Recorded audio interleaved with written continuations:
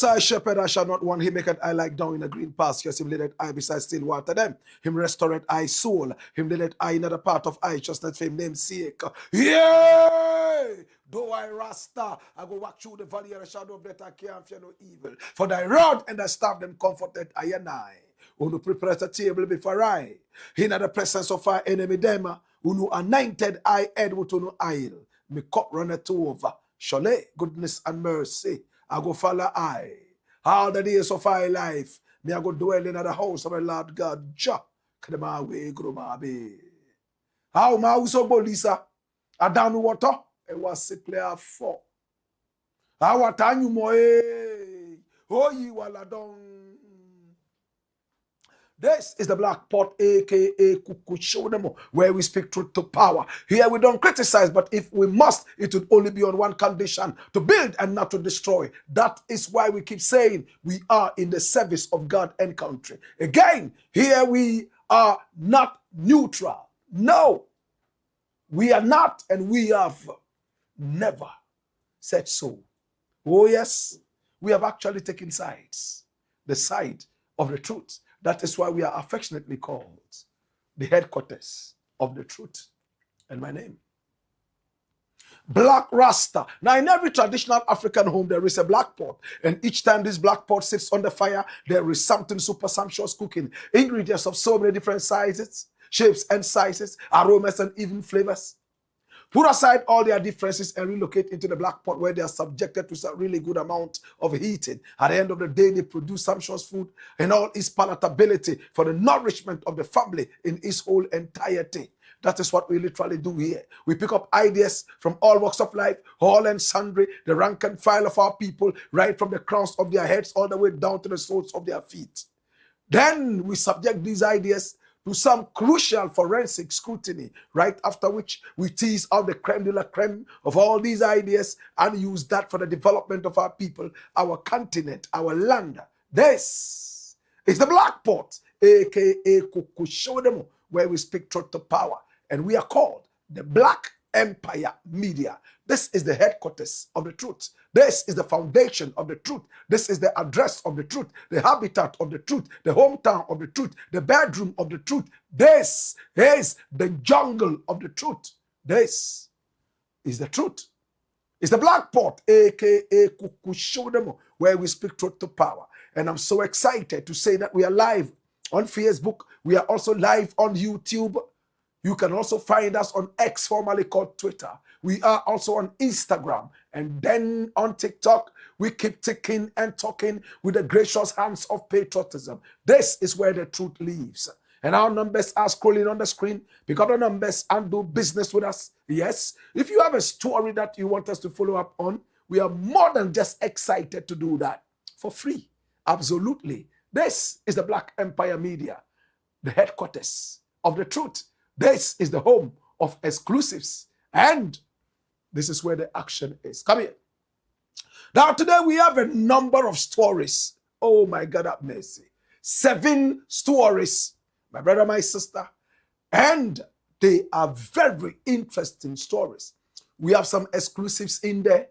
And we have some hard-hitting stuff. Get ready to brace the storm of today's broadcast. Do me a favor. Please, I invite you to subscribe to the channel, and then right after that, you hit on the notification bell so that each time we are on, you will be reminded to watch. Above all, please like the show. Please recommend us to family and friends. share the broadcast. This is where the truth lives. This is all about patriotism, Pan-Africanism, nothing about politics. This is the Blakk Pot, aka Kukushonemo, and here we speak truth to power. At this point, I just want to say thank you one more time to our sponsors. Oh my God. Now I'm going to start with Tesoro d'Oriente. Everybody's talking about this shower gel. It's gone beyond just a shower gel. It's Italian, yes, Italian and Africa coming together. Oh my God, have mercy. Yes, yes, Italian and African coming together, and you get something very, very, very premium in terms of quality. Oh yes, my brother, my sister, turn every single shower into a royal experience with Tesoro d'Oriente. Hey, pour a little bit of the shower gel right there in the middle of your palm. Shake up the bath water. Watch how the foam grows into a rich lather. Allow it to nourish your skin. It is also an insect repellent. 48 hours after that one single bath, trust me, you still smell like the Garden of Eden. Oh yes. Now Tesoro d'Oriente. Oh yes. Yes, yes, yes, yes. Tesoro d'Oriente is soft, it is smooth, it is silky, and it has that long-lasting oriental fragrance that everybody is talking about. Hey, it comes in several fragrances. We have the Ikigai, we have the Karma, we have the Forest Therapy, we have the Royal Oud, we also have the Persian Dream. My favorite, the Royal Oud. I also love the Forest Therapy. Oh my God, that mercy. Hey, are you going for an interview? Is there a new chick in town you want to talk to? Maybe there's a new guy in town you just want to mesmerize. It's all about Tesoro d'Oriente. Remember, your smell is your personality. Hey, African raw materials coupled with Italian technology, giving you this premium quality made most affordable. It's proudly distributed in Ghana by Daddy Ash Limited. For bulk purchases and inquiries, please call Daddy Ash Limited on 0244 772599. This is Tesoro d'Oriente. Oh my God. It's the Blakk Pot, aka Kukushonemo, where we speak truth to power. And of course, we are also sponsored by the kind courtesy of Millennium Insurance. My brother, it's not every insurance that is an assurance. Some of it is simply an expired plaster. Yes, ultimately giving you that big disaster. That is why I am introducing you to Millennium Insurance, your trustworthy partner. What kind of insurance do you require? Ha, ha, ha. What can't we do for you? Are you looking for some motor insurance policy, comprehensive, third party, or you want to insure your car against some kind of calamity? I'm talking about fires. I'm talking about burglary. No problem. Are you traveling outside the country? You need a Millennium Travel Insurance. We take you in and bring you back safely with a lot of experience. Personal accident and group personal accident cover, no problem. We also insure you 24/7 against disability and even death. Oh yes, for family members and even employees. Our numbers are on the screen. Don't hesitate to give us a call. Oh my God, this is Millennium Insurance, and I am insured fully by Millennium Insurance. Now, nobody is a preserve of calamity. When calamity is coming, it doesn't ring a bell. It comes unawares. Oh my God. That is why Millennium Insurance is the only insurance outfit that has the time and date that calamity hits. No two ways about that. So we are always ready. We are quick to give you your claims so you can be back on the right footing. My brother, my sister, it is time now to deal with Millennium Insurance. Hey, for more information, please log on to sales.millenniuminsurancegh.com. Yes, that's our sales portal, sales.millenniuminsurancegh.com, and everything is everything. This is the Blakk Pot, aka Kukushonemo, and here we speak truth to power. We are also sponsored by the kind courtesy of NPA, National Petroleum Authority. My brother, my sister, and it's simple. The message is so simple. Stay back, stay safe. Now, anytime you see a fuel tanker involved in an accident and overturned, please don't go siphoning or scooping fuel from this tanker right there at the accident scene. No, sir. You know what to do?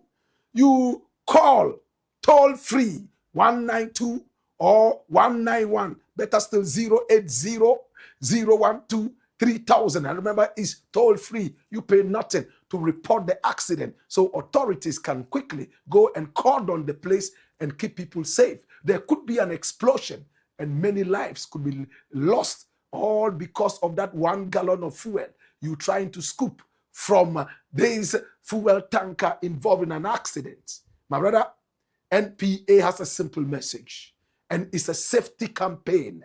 Your life is worth more than just a gallon of fuel. Do you agree? This is the message. Spread it to all and sundry.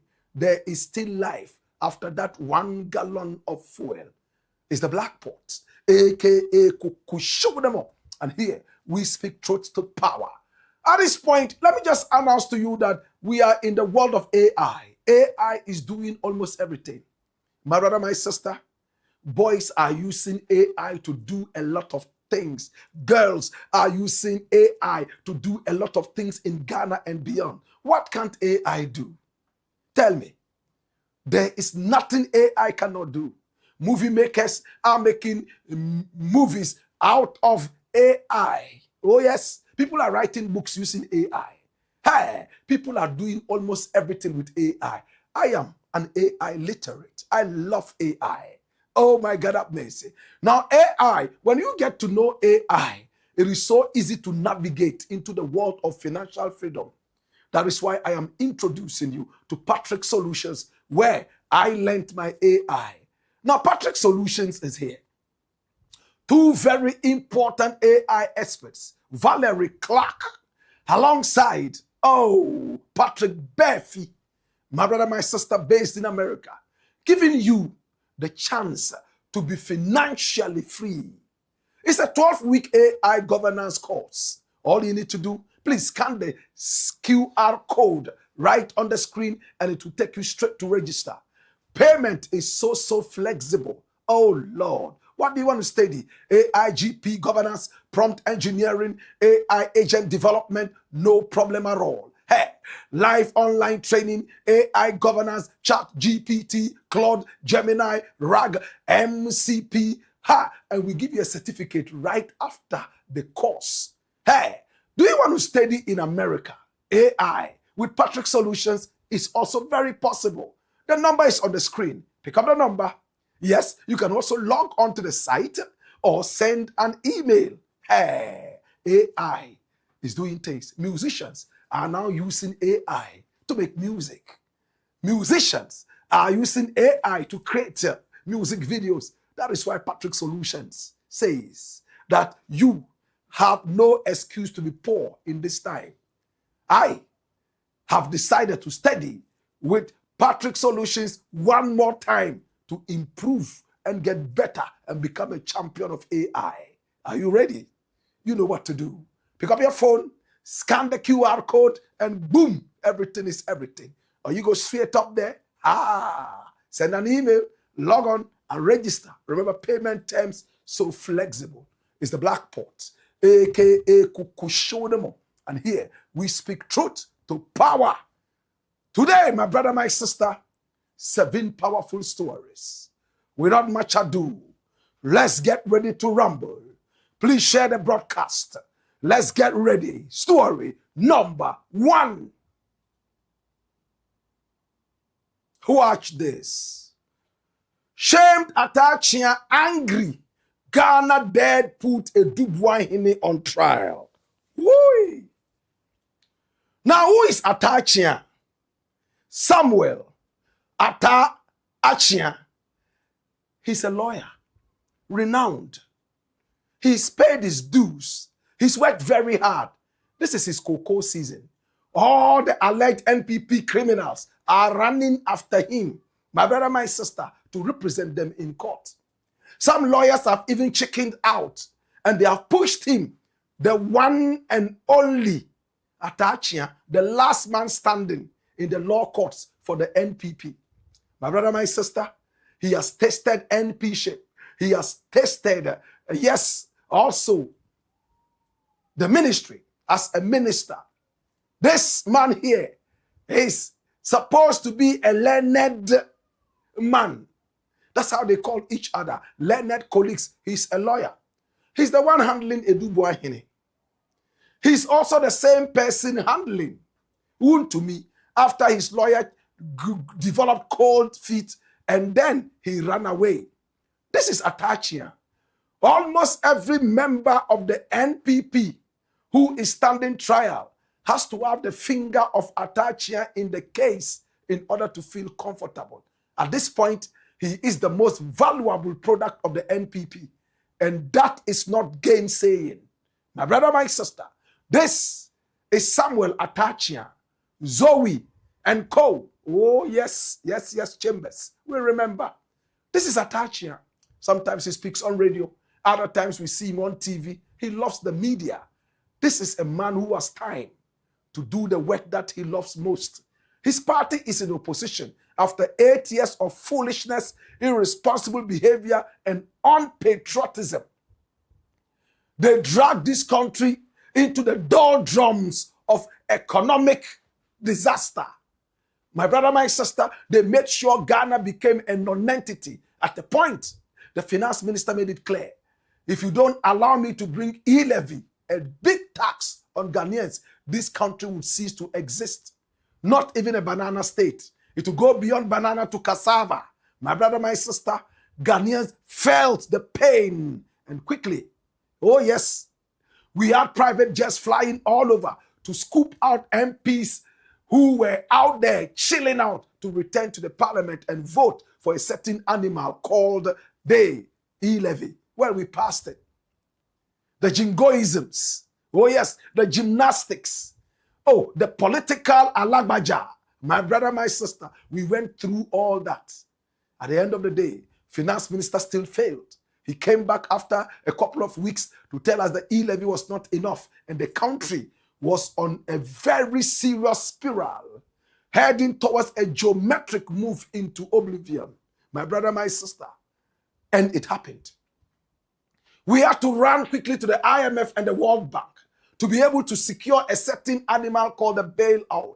3 billion American dollars. That was what the whole nation was worth. And they brought us a certain IMF representative all the way from Switzerland to sit in our country and direct us like zombies as to how to spend our money. My brother, my sister, they messed up their economy with foolishness and irresponsible behavior. I have never forgiven them for what they unleashed on the innocent Ghanaian. AKYEA was part of the people who ruined this country in the Nana Addo Dankwa Akufo-Addo government. Today, he's the lawyer for all the alleged criminals that are standing before trial. One of his criminals has already gone to jail, and I'm talking about Chairman Wontumi. 20 years he's gone in there. My brother, my sister, and many more shall follow. The prayer is that if they have done wrong, may they follow suit. If not, may they walk free. Come here. Now, AKYEA says he's very angry.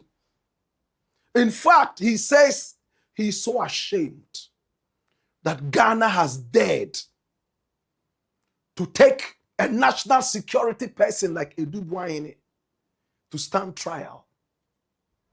Did I quote him well? This is from Tree News.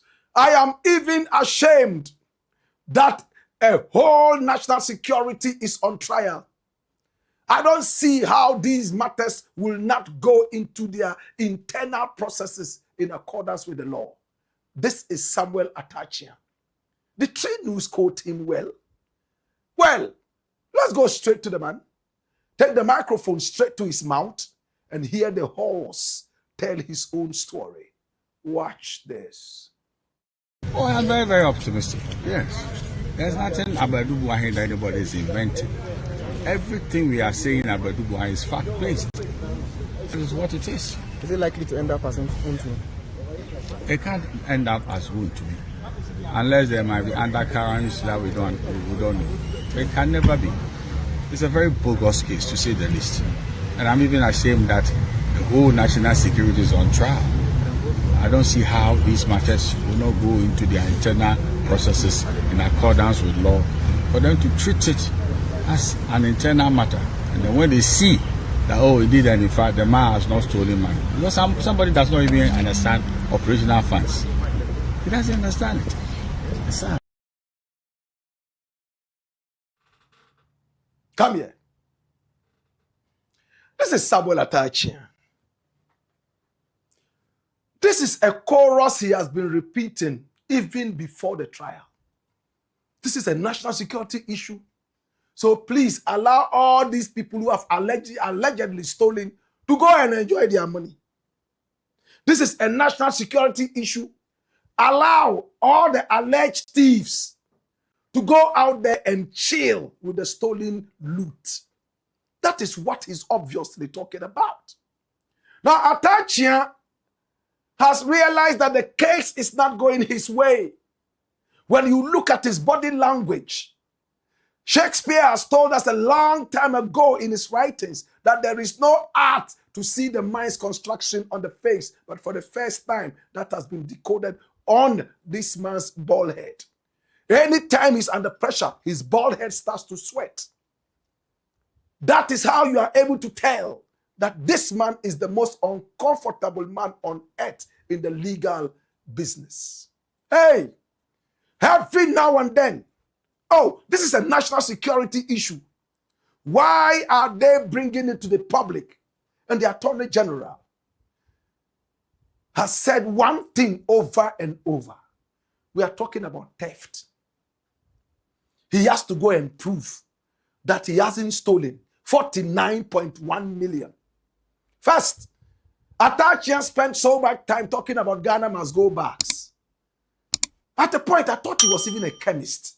He wanted to find out exactly what chemicals have been used to produce the Ghana must go backs. Maybe. Then at a point, he was also talking about exchange rate. And I wondered if he was about to open a forex bureau business. But all that fell flat, even in the court. Francis Achibonga Apangabuno, the justice in charge of the case, said, Counsel, I really don't know where you are going with this case. Today, my brother, my sister, they are supposed to go on a legal vacation. But Justice Francis Achibonga Apangabuno has been asked to sit back at least and deal with some of these issues so we can have a speedy trial. What a man! Am I not excited? This is accountability after probity. Now we are looking for a conviction for all the alleged thieves. Can we talk more? Watch this. Now, Atachia is saying that he's so ashamed that a national security issue is being discussed. Hey, the office of the Attorney General and Minister of Justice is clear. My brother, if we are going to say this, then anybody working at the national security could steal anything and go away. We have enough evidence that this guy called Kwabena BOAHENE has stolen so much money. We are in court to answer just one question. Have you stolen or not?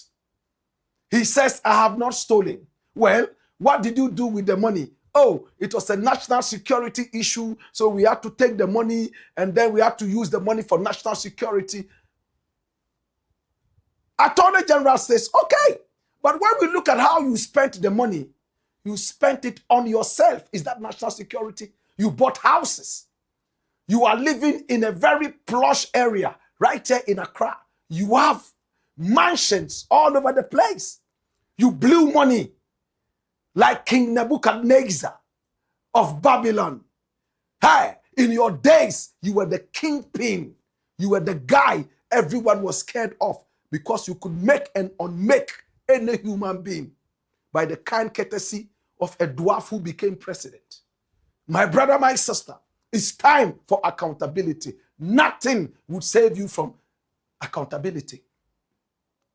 Well, AKYEA is back at it. It's simple. This is a national security issue. The guy from national security does not even understand this. He doesn't understand this. He doesn't understand this. He doesn't understand that. My brother, it is not a classroom. He's not going for a PhD. This question is simple. Did you steal 49.1 million? What was it meant for? It was supposed to be used to acquire some kind of equipment. The people on the other side that you were getting the equipment from have said that, no, you gave them a little bit of the money, and when they gave you the trial version, you refused to pay anymore. So they decided to decode it so that you would not be able to use it anymore. They blocked it. Is it true? Is it false? This is what you use the money for. Is it true? Is it false? Even people that he was working with, they have all come out as witnesses, and they've made it clear that this guy, in his days, he was like Nebuchadnezzar of Babylon. Money was all over the place. He had power to do anything he wanted, including kidnap people left, right, and center, including the Emirates lady. We've told you this story over and over.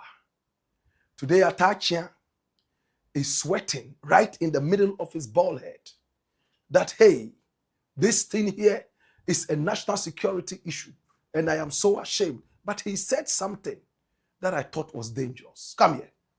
Come here. Did you hear AKYEA say, when the interviewer from Adom asked,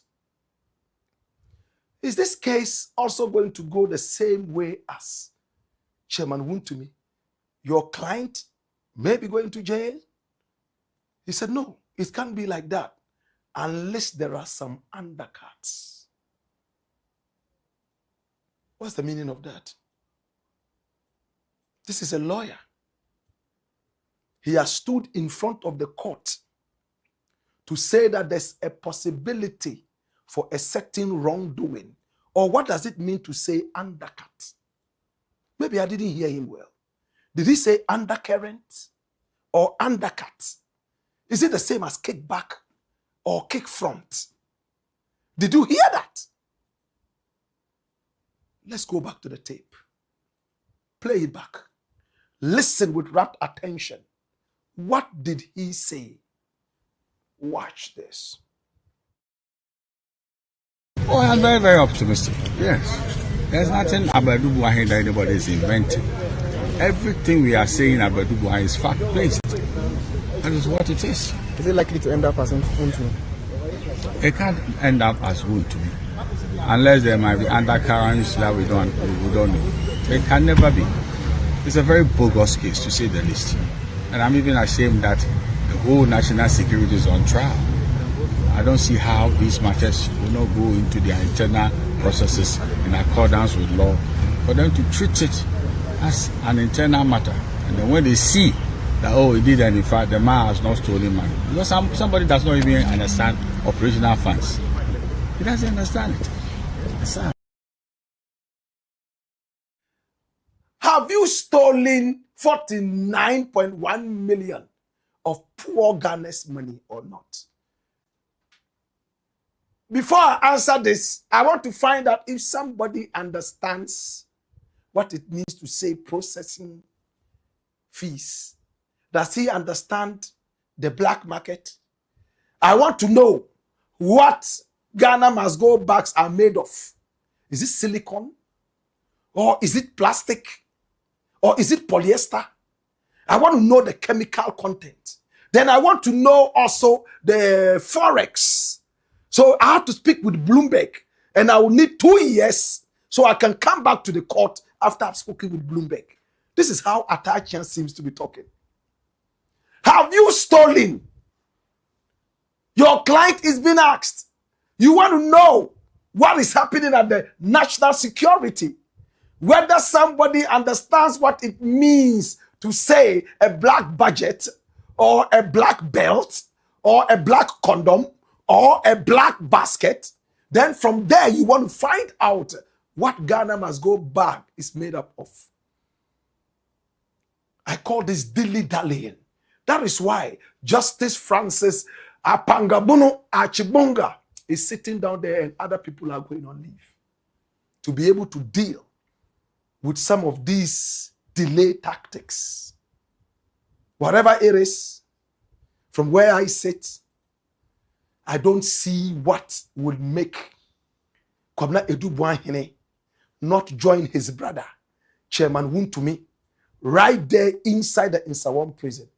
And I have a warning for the Nsawam prison. And please take this serious. When Wontumi is walking around there, be careful.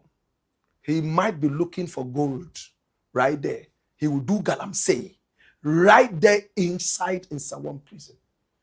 All he needs to do, one finger, he will hit the earth with it and taste it. And he will tell whether there's gold there or not. The next moment is galamsey. If galamsey can happen close to Nana Addo Dankwa Akufo-Addo's house in the days of the NPP, then galamsey can even happen in the Nsawam prison. It's the Blakk pot, aka Kukushonemo. And here we speak truth to power. Story number 2. Watch this. Dodo, stop running. Ghana ambassador to US warns Ken OFORI-ATTA. Jesus. What a coward Bible quoting non-entity. His name is Ken OFORI-ATTA. He's a cousin to the former president, the worst president this country has ever seen. Satan is waiting for him in hell. He will sodomize him day in and day out. He would cry and cry, why, and nobody shall hear him. The gnashing of teeth. My brother, my sister, that the Bible talked about, this is what I'm talking about. To maltreat a people for 8 solid years. Behave as if you were the kingpin of power. Power that you borrowed from the people and you used it against them. It's time for accountability. Ken OFORI-ATTA said he was sick. In the days of Nana Addo, we saw him fly outside the country. And then we were trying to get him back. The OSP, the Office of the Special Prosecutor, that has recently been given back its powers. My brother, my sister said that they sat down there and watched powerlessly whilst this man here eloped with our nation's wealth. Hallelujah. Kai! Dodo. This is Ken OFORI-ATTA, finance minister for almost 8 years of malfeasance. 8 years of killing Ghanaians. They gave us haircuts. He's bald-headed. So he made sure that the retirees in Ghana all had bald heads. They gave them unprofessional haircuts, which rendered a lot of them bald for life. Those were the lucky ones. Those who were unlucky visited early, shallow, cold graves. They have never forgiven him. The next thing you hear about this man is that he has stripped naked on the streets of America. He's running, shouting all over the place, why, Ajay, all over the place. You know why? When the gods are about to kill you, they make you mad. To treat Ghanaians like this and still be bold to stand in front of Ghanaians and read the Bible. I don't want to be a Christian because of this. How about you? Do you want to? And I'm speaking tongue in cheek. There are some people, when you realize that they share the same faith with you, you want to change your faith. Has it happened to you before? There are some people who support a certain football club. Though you support the team, when you get to realize that they support the same team, you want to change your team. Is it true? Jesus have mercy. There are some women you fall in love with. When you realize who they dated even 1,000,000 years back, you want to change. You want to go. Ken OFORI-ATTA is one of those that will make a lot of people never become Christians. He found himself in America. His uncle, who made him finance minister, is still sitting here, drinking tea and having British breakfast every morning. He's having free hospital bills paid on his behalf. Nobody has touched a hair out of his head. That's if he has any hair there at all. I don't know. The last time I checked, there was no hair. But these people can do miracles. This is kind of OFORI-ATTA. 8 years, close to 8 years of defying all economic rules, shambolically destroying the nation. He wrecked the nation. Come home and let's take you through a trial. If I were him, I would walk straight up and tell the whole world to watch. Amnesty International, watch. The whole world, watch. I know I am right. Let's go to the courts. But no, the coward that he is, he went and grabbed a certain card. Is it a green card or a blue card or a yellow card? Whatever they call it, it's a yellow fever card. And he's living there in America. He said he won't come. Nanado spoke with him a number of times. Bra, yow. Who dey nyehwe bra? Na ye nyina ye were lawyers wa. Say Debbie. Before he left this country, he allegedly was not even talking to Gabia Sariochidako, one of his cousins, because they didn't like the way he was running the country's economy. Well, the ambassador of Ghana to the United States, his name is Victor Smith, has spoken. And this time round, he has gone beyond just begging. He is sending a warning to OFORI-ATTA to please stop running and return home. Watch this. Just like they are trying to get Abu Trika from Ghana, you're going to follow due process. And we can choose also to use it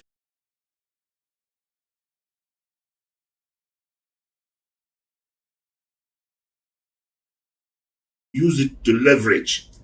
They want somebody who's committed a crime against. Yes. Yeah. And I'm sure you heard recently they were picked up a member of parliament for crimes that they commit. Crime has no expiry date. You could be anybody, but if you commit crime in another country and then they get you, they'll take you in. So Ken OFORI-ATTA apparently was unwell, so they are allowed in bail. They're going to make some decisions. We have extradition on him, and he has overstayed, so he's a candidate for expulsion by ICE. So he's not sitting pretty. He has made himself very unhappy here. If I were to advise him, I would ask him to go home and face it, because if you haven't committed a crime, why would anybody want to jail you, really? So this fear of being jailed. SEDINA, I heard extradition is still on. She didn't win the court case she raised. I don't know what they're doing next. If there is any information, we'll make it known to the people of Ghana.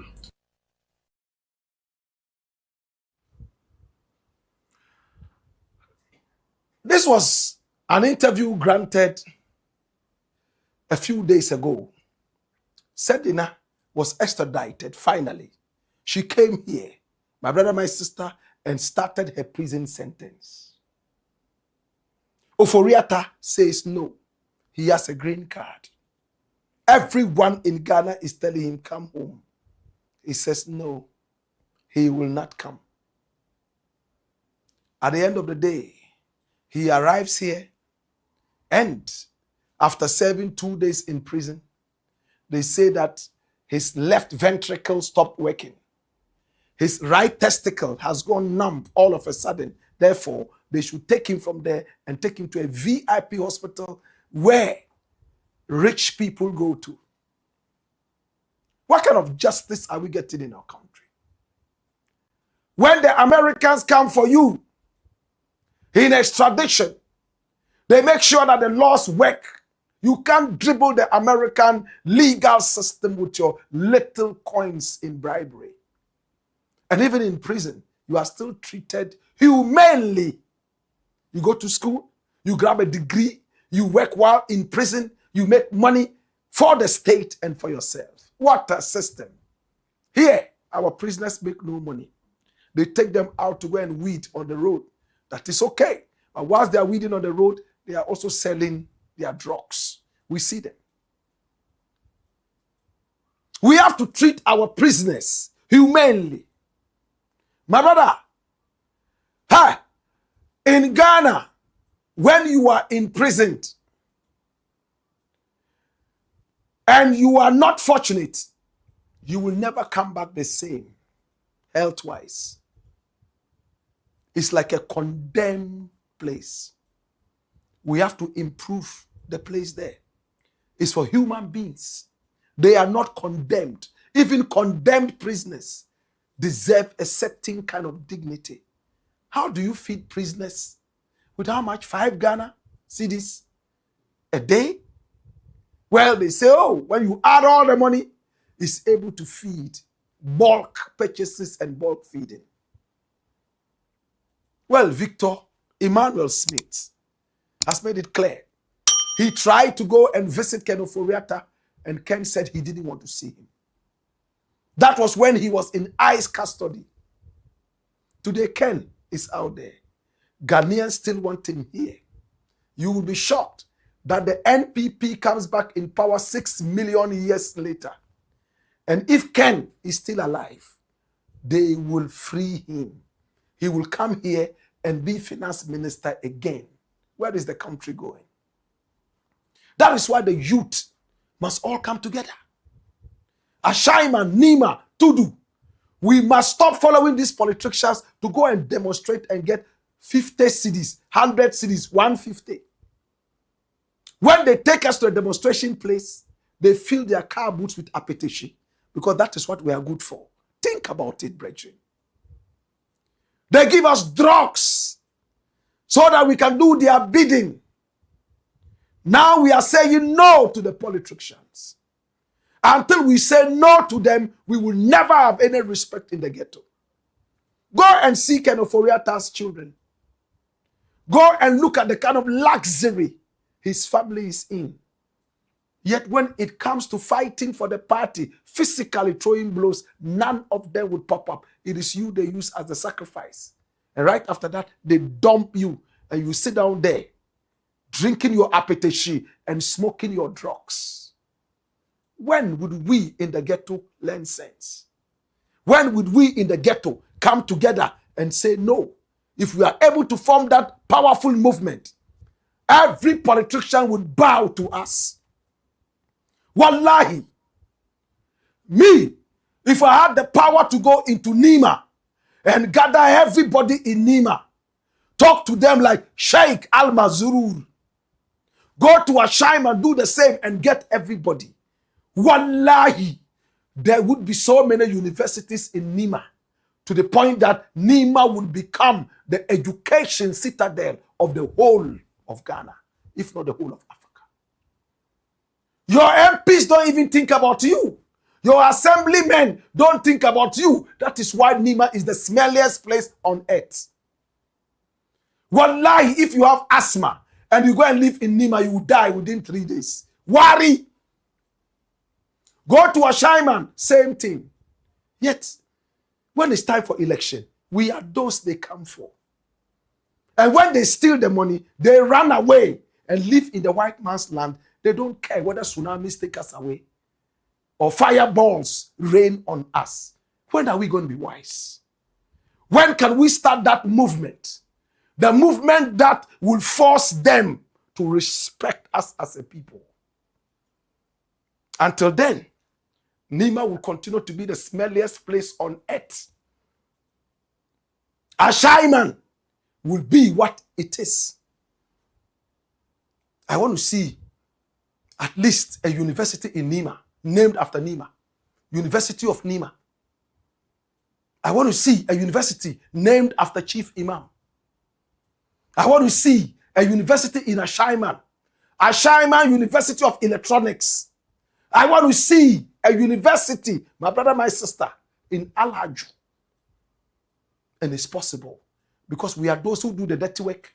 We deserve to be respected. But you go and collect apiteshi and 150 and they give you red, or is it blue or green? Do they smoke it or they inhale it or swallow? Whatever they do with it. And we'll continue to be the heroes of wood and drawers of water for dirty, bald-headed politicians. You see why I have no respect for them?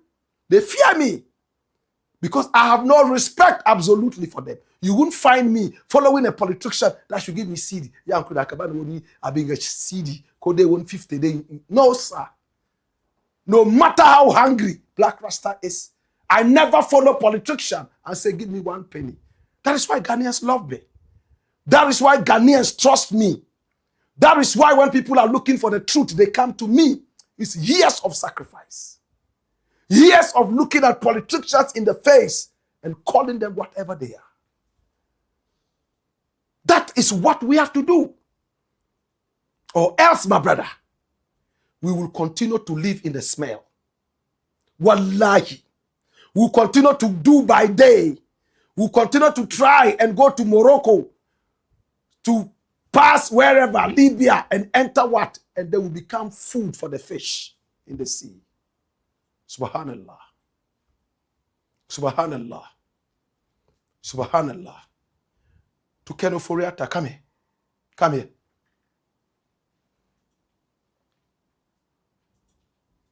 Come here.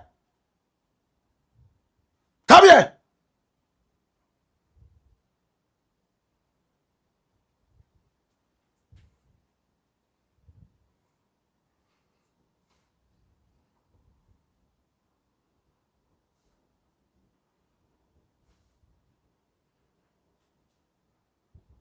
That's the way. Shake it up, Boroba.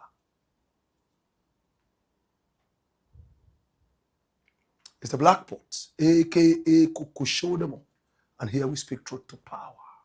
Story number 3.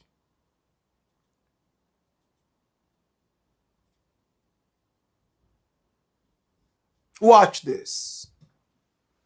Attorney General upset at SEDINA TAMAKLOE Acquittal as disappointed Ghanaians react. Can I read it properly?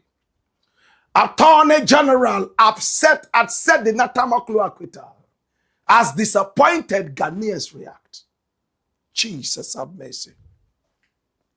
SEDINA TAMAKLOE Ationu Christine Sharon. That's her full name.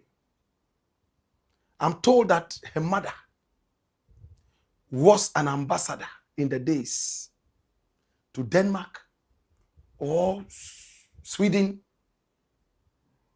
I have not confirmed that. Her father was a professor. I have not confirmed that. I have dug into her background, and every time I hate the block work. But we'll get to know her better. She was the boss of Maslock. Before then, she worked with a youth agency. My brother, my sister. Then she came to Maslock. And money that was supposed to be given to people who had gone through some level of crisis, we were told that she pocketed that money. Godfrey Dame, yes, the then Attorney General under Nana Addo Dankwa Akufo-Addo decided to probe this woman, and it came out that she was supposed to stand trial. She went, started the trial, and then when she realized that things were not working out too well for her, allegedly, she told the court she was not well and she wanted to leave and travel abroad for treatment. My brother, right now in Ghana, politicians have made our doctors so useless. Somebody wants to travel to England for a white man to drop eye ointment into his Apollo 13. When he sees a white man, he sees God. So even if the white man pours water into his eyes, his conjunctivitis will vanish. Oh, my son is sick. What is the sickness? Is it malaria? Is it typhoid fever? No, it's behavioral trauma. And he needs a white man to throw him up and say, Baba, back ship, have you any wool? Yes, kind master, 3 bags full. 1 for the master, 1 for the dame, but none for the little boy who cries down the lane. And then, ooh, down the, ooh, down the lane. Then they will bring him back, he's cured. Because a white man has sunk into his ears. They are tired of the No, they don't want to hear it. It's demonic. They want to go to London and see psychologists and hear them sing, London Bridge is falling down, falling down, falling down. London Bridge is falling down, my fair lady. Then they'll be well. What a mockery. What a shame. What an allegory. It hurts. Look at how qualified Ghanaian doctors are. President Kufuor sat in this country and went through a major surgery in the hands of Ghanaian doctors. Somebody has Apollo 13. It's only a white man's eye drop that will save him. His son has behavioral trauma. And they read that to be because the father is going through trial. For that matter, he has to go to London and hear British hymns and be well. My brother, that was what SEDINA TAMAKLOE Acquittal did. No Ghanaian doctor was able to cure her pulmonary disease. No. The disease she had no name in the English medical dictionary. Yet, she wanted the English-speaking people to cure her. How can they treat a disease that they don't know? She had pulmonary disease. She went. She jumped bail. She never came. They tried her in absentia and slapped 10 years on her head. She sat in America there and bought a house on mortgage. Looked at the news right there on the screen from Ghana and SEDINA TAMAKLOE Acquittal has been, convicted. She's going to jail for 10 years. She probably laughed and poo-pooed on the judgment. She didn't believe the legal system in Ghana to give her justice. Please come along. I beg you, understand. She didn't have any faith in the legal system in Ghana. She didn't have faith in the health system in Ghana. She left and jumped bail and stayed there and bought a house and got a car and got a driver's license and started attending Beyonce's concerts. Beyonce. Yes. My brother, my sister, in order not to sound like a broken record, we have shown you the photos of the house that she bought. Now, I hear it's been taken away because the mortgage she couldn't pay. You've seen these photos before, right? This is sitting in Las Vegas. The plush, solemn, serene environment that it is. Probably that money that was supposed to go to Kantamanto fire victims was what was used for that. So the court went ahead, gave her 10 years. She didn't care. That was when she even dressed more and stood and posed for the camera. There are some other details I can't share with you for now. Yes. You know, we are not inhuman. We have respect for her as a human being. This is Beyonce's concert. Somebody jailed 10 years in absentia. She's posing before Beyonce.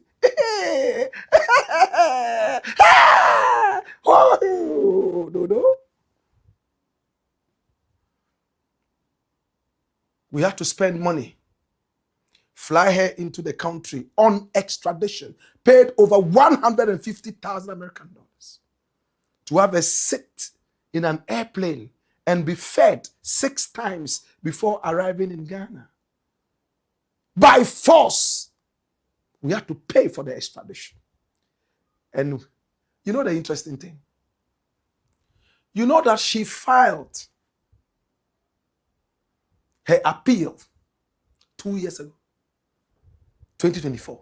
She filed her appeal 2 years ago. So when she arrived in Ghana, it had already been killed, because it takes time to kill some of these things. And then she went to jail for a few days. Okay, time to go for the appeal. And she won. But Ghanaians, some Ghanaians are not happy. I have read everything. It's a 94-page document. I've read every single note. And today, I'm going to tell you things. SEDINA wanted this case to be heard in Ghana. She filed from 2024. She might not have come. Her lawyers will still stand for the appeal while in absentia. No matter what her party said, she was not ready to come. I can tell you point blank that the NDC is not in bed with her as it stands right now. And soon you will see. You know what happened? We went into town to talk to a few people, ordinary Ghanaians. In fact, out of about 15 people we spoke to, only about 6 of them knew about this case. The average Ghanaian is busily looking for food. He doesn't even know there's somebody called SEDINA. No. He's busily looking for food to eat. He has never heard that name. There was even one person we asked, SEDINA Tamakloe Acquittal case no. Who is saying, say SEDINA the Igbenia auto gospel no ana. He said, and I said, what? No, they don't. The few who know about the case spoke to us. And what did they say? These are their comments. Watch this. The optics, as we often will say, the optics don't look good. It's to the ordinary mind, it doesn't speak well. You can immediately suspect some collusion of a sort between the executive and the judiciary to set a former appointee of the NDC administration in MAHAMA 1, release her and all of that. So all those arguments that we have heard, and yes, it doesn't look good to the ordinary man. But again, when you read the judgment from the Court of Appeal, then again it begins to make you think twice about a number of things. The Court of Appeal, for instance, did not say that no crime was committed. The Court of Appeal said that the standard of proof was not met. And for lawyers, that means a lot.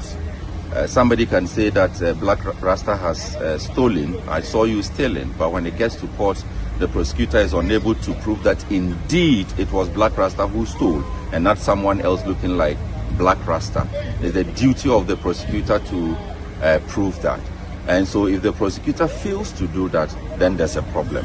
And there's a standard in criminal prosecution. It's not a civil matter. In criminal prosecution, there's a standard. And that standard is beyond every, putting it in layman's terms, beyond every reasonable doubt. But we could say beyond reasonable doubt.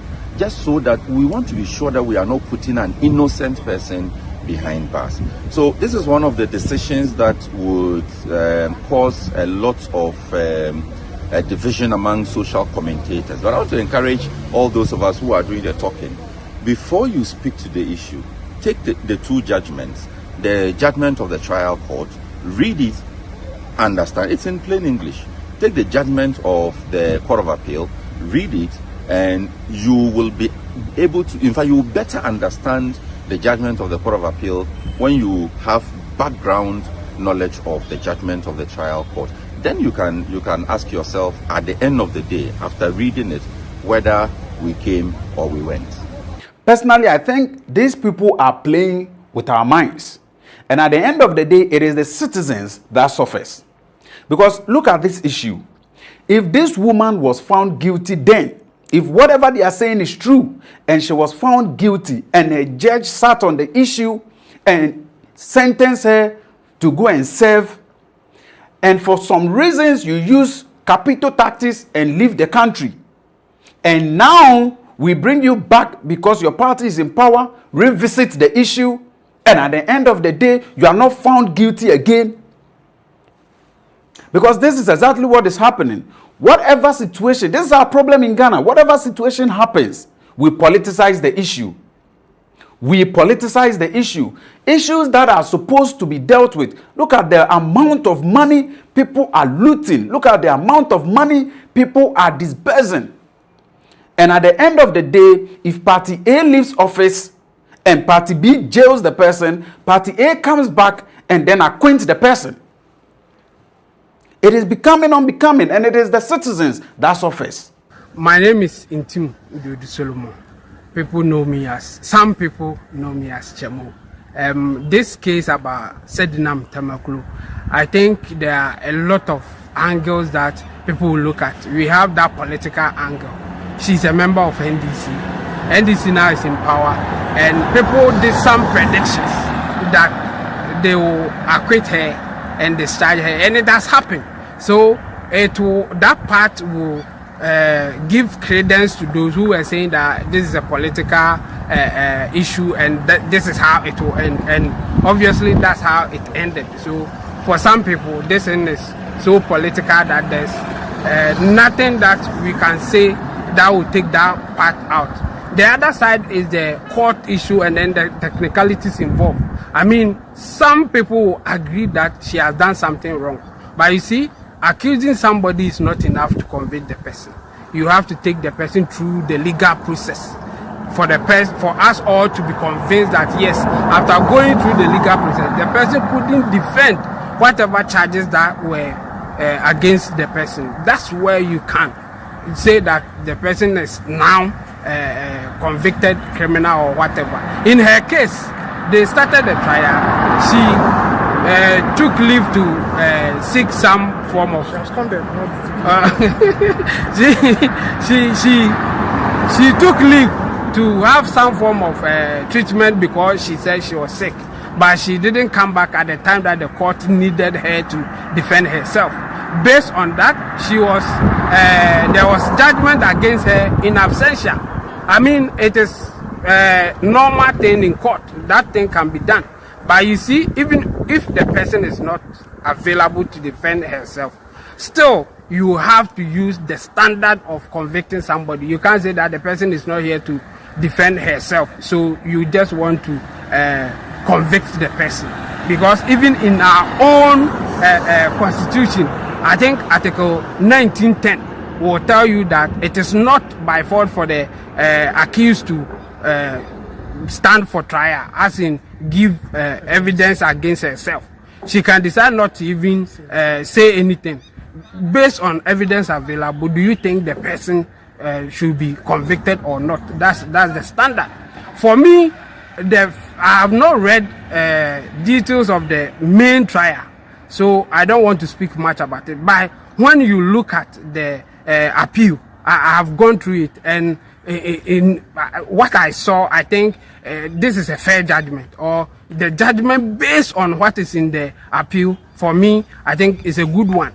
Some people disagree, and I've heard that even the Attorney General wants to just take it to the next level or also appeal the judgment. I think that's the process that we have to follow. But you see, since we cannot detach the political party colors or the political angle of it, it will be really, really difficult. For those who are not for the NDC, who say that no, they are just doing their political thing. And for those who are for MPP or others, who say that, well, this thing, we just have to go through the process. Because for them, they did the right thing to convict her.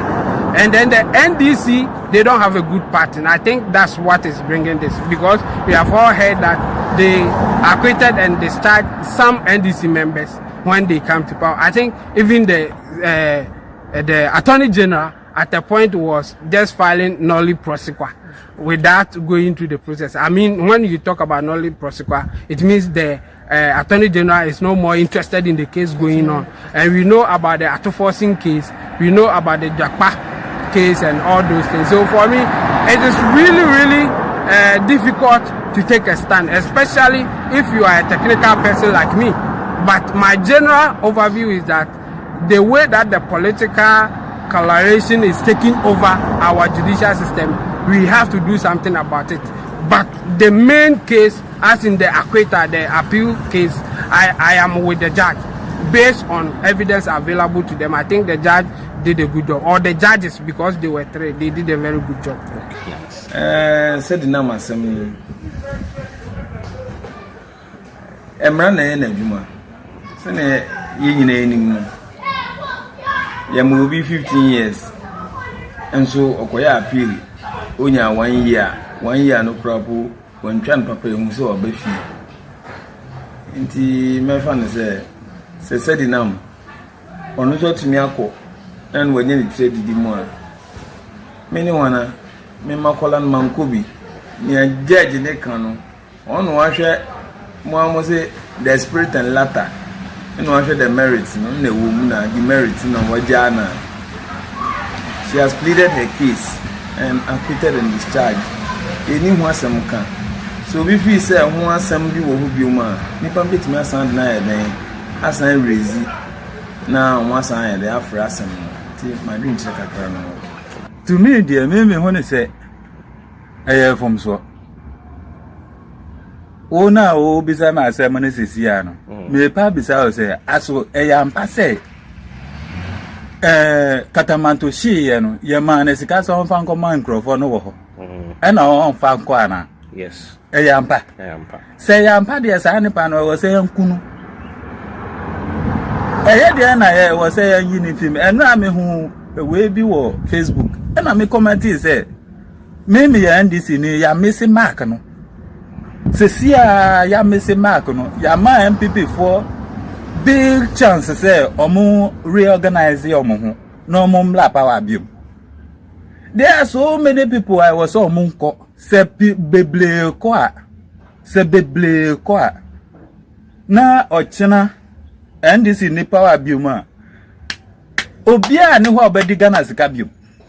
Obia betu ni hufo sesia na chama wuntumi wo mui sesia na chama wuntumi wo mui I swear omo tu galam se bia bebisa ne ho se aso ade na betu mi chena enti se ayi mami we fim no ba abontin a dia obia be ya biom ya ntimi nka ho hwe no man na se sa agise ya ye obi bribi no man na ye resetting agenda no se si a me hu se afeli ente me ma adwen nyina ne se yi a mo yi ne de ya miss mark no ya miss mark completely ya miss mark you ask where we o man sika ni se o man na yen se politician bia be for man sika go be di o man sika kwa na di no kwan paso men di no kwan mo ni so na o hwe YouTube ni amon for bre ni ade a ye ma yankatanga ne nkoye ma na penimu be sori aye kata e pro ye hye na waji oman sika na ana wacho akwaji oman sika pugu na wadi ebi ti se met ma ka san ba ko ti se untumi case ya bai ebi anu no so wade no how so ube sa no wadi oman sika mi ni brother yampo ya Martin America say papa dia na de nyakra oman dia ekoni dia say ya hwe na bibi nsi oman we because Ghana na ye wono ya say I peaceful country and so yan pese one ya better be so ya say oh we dwane ni baby fa na to ko si Ghana ya fine ana dem ka me bua ntini penin for mo Ghana no mo nso na mo ye bibi for na Ghana ni e bre yan pese to ko be si Ghana a o ni dem mo ka me. Well, ordinary Ghanaians on the street, yes, of course. They are those who vote. They are those we have vowed to work for. And this is what they have to say. Who are the judges who ruled on SEDINA's case at the appeals court? Do you know them? SEDINA TAMAKLOE Acquittal was freed by a 3-member panel of Court of Appeal judges consisting of Justice Emmanuel Ankama, Justice Emmanuel Senyo Amedahe, Justice Samuel Obingdiewu, and the appellate judges reached a unanimous decision to overturn her 10-year prison sentence, ruling that the original High Court trial judge had improperly shifted the burden of proof onto the defense, and that the prosecution failed to prove his case beyond a reasonable doubt. That's according to the BBC. Now, let's go to the government and find out exactly what is happening. First and foremost, the Minister of Communication at the presidency is Felix Ofosu-Kwakye. He has spoken, and he spoke with my very good brethren, Obi. Oh yes, he spoke with him on Asempa. He spoke a lot, and I need us to listen. This is where all the information is. Watch this. This morning, all prepared to host the Attorney General Jubilee House media briefing. No, the Court of Appeal delivered a judgment on SEDINA TAMAKLOE. Mijini said Ote and Sana most starting a press conference. No, when news broke, no, how did you receive it? Net was Ote say court no AKYEA discharge no. The position of government on Sasemwe was expressed by the Attorney General in court. Indeed, many of the responses now have been misdirected. You know what? You see, one of the things is you see on my women, and it's a in the analysis of issues that come. In Peninka say, there's no basis, absolutely none, not one, a zero basis to blame government for anything that the appeals court has done. But my sister, I'm for condemning government. But let me repeat, there's no basis for that. Really? What is the basis for accusing government, Obi? If an appeals court makes a ruling, how do you blame government? You are the trained lawyer, can't you hear me? No, Obi, you tell me. No, sir. On the things that happen behind the scenes, people may know. What things have happened, Obi? What things have happened? I'm not saying something has happened behind the scenes. I'm saying if something happens behind the scenes, that people will not know. No, Obi. So catch me. What has happened behind the scenes? Say it publicly. What has happened behind the scenes? And then you see behind the scenes. What is public now is that the Court of Appeal has ruled, acquitting and discharging. So who ruled? Who ruled? The Court of Appeal. So who answers for the Court of Appeal's ruling? The judiciary, of course. So what is the basis for attacking government?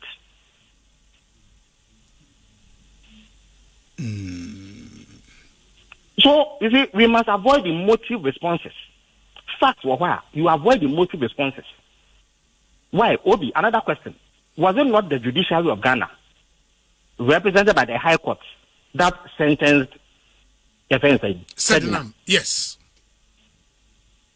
Only as a sentence, no. Why the case Akufo a sentence SEDINA? And as MPP are buying a sentence SEDINA. So how is it that when the High Court, the same judiciary, a committee will be a papa, but the same judiciary can say Yeja will be a assembly? How do we reconcile these two positions? The point is that in 2024, I think April, yes, High Court a committee SEDINA and of sentencing to 10 years. 10 years. Sure. I think the month after that, 9th May 2024, 2 clear years ago, and I said in an appeal ne sentence. Because Attorney General, this has no court no. Ofiabemu January 2025. And Attorney General for buy. Attorney General for buy no. Oppose appeal now. Said in the court. Yes. And appeals court SSA date for judgment. And no more a ruling. Attorney General Babontia Beka say he disagrees with the ruling. He believes that the High Court judgment, was signed and had merit. And he will do 2 things. He will file for a stay of execution, and then he will appeal. Appeal, sure. Obi, what else is there to do at Abanye?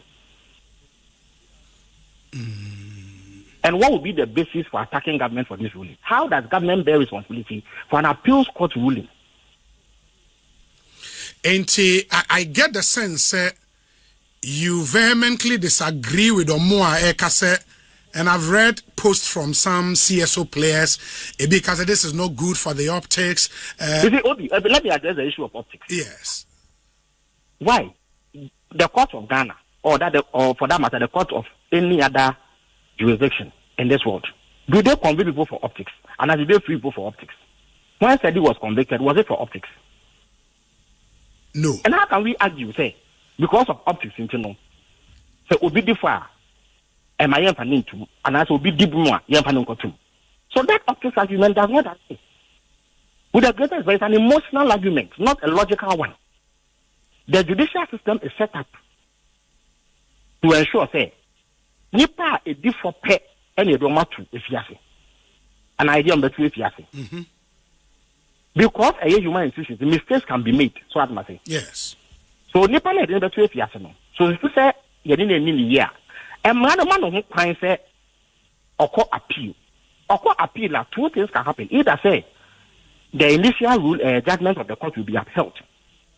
And I say so one of 2 outcomes. One outcome has come out today. So what kind of optics are? What is optics? So because of optics, I should come and block you and put you in prison, so that I will satisfy public opinion. You and I know, and you are the practicing lawyer. Courts don't deal with public opinion. They don't. And some only they deal only with what they believe to be the facts. In fact, even appeals court ruling, you can go higher than that. Yes. Yes. And Obi, in this country's history, there have been many appeals court decisions that have overturned high court decisions. In fact, after forcing, it was another the MP in the appeals court overturning a high court submission of no case ruling in the high court here. Yes. So if the same appeals court takes another decision, doesn't matter which government is in power. And how does the government of the day bear that responsibility? What is the basis for it? Yeah, but Felix, when you look at how things happen now, Felix Ofosu-Kwakye is doing his very best to explain to the Ghanaian public what really happened. SEDINA was jailed by the NPP government, or in the regime of the NPP government. And you heard him live. She jumped bail during the NPP administration. The NDC came and pushed to have her extradited. And when she came, it was time for her to go to the appeals court. Can I explain that part better? She filed her appeal 2 years ago in 2024, anticipating today that her lawyer would go to court and fight on her behalf to give her justice while she was still in America. My brother, my sister, and God being so good, we were able to get her here in extradition, and she started serving her sentence. When she started, it was time to go to the appeals court. She went and she won. Now, who were the judges who freed her at the appeals court. They were judges who were put in there by Nana Addo Dankwa Akufo-Addo. Did you know that? They are not NDC judges. They were judges who were put in there in the regime of Nana Addo Dankwa Akufo-Addo. And all they sought to do was to look at the law. As you heard, they never said there was no wrongdoing. All they are seeking to tell the public is that the onus of proof does not lie on the accused. And there's not enough evidence to say that this woman should go to jail. So she's been acquitted and discharged. You know who caused the whole problem? Godfred Dame. Today, I took time to speak with a number of lawyers, and they all think that Godfred Dame did a very poor job. Very poor. Now, in the case of Atuforsen, charges were filed so haphazardly. At the end of the day, Atuforsen was freed in the days of the NPP.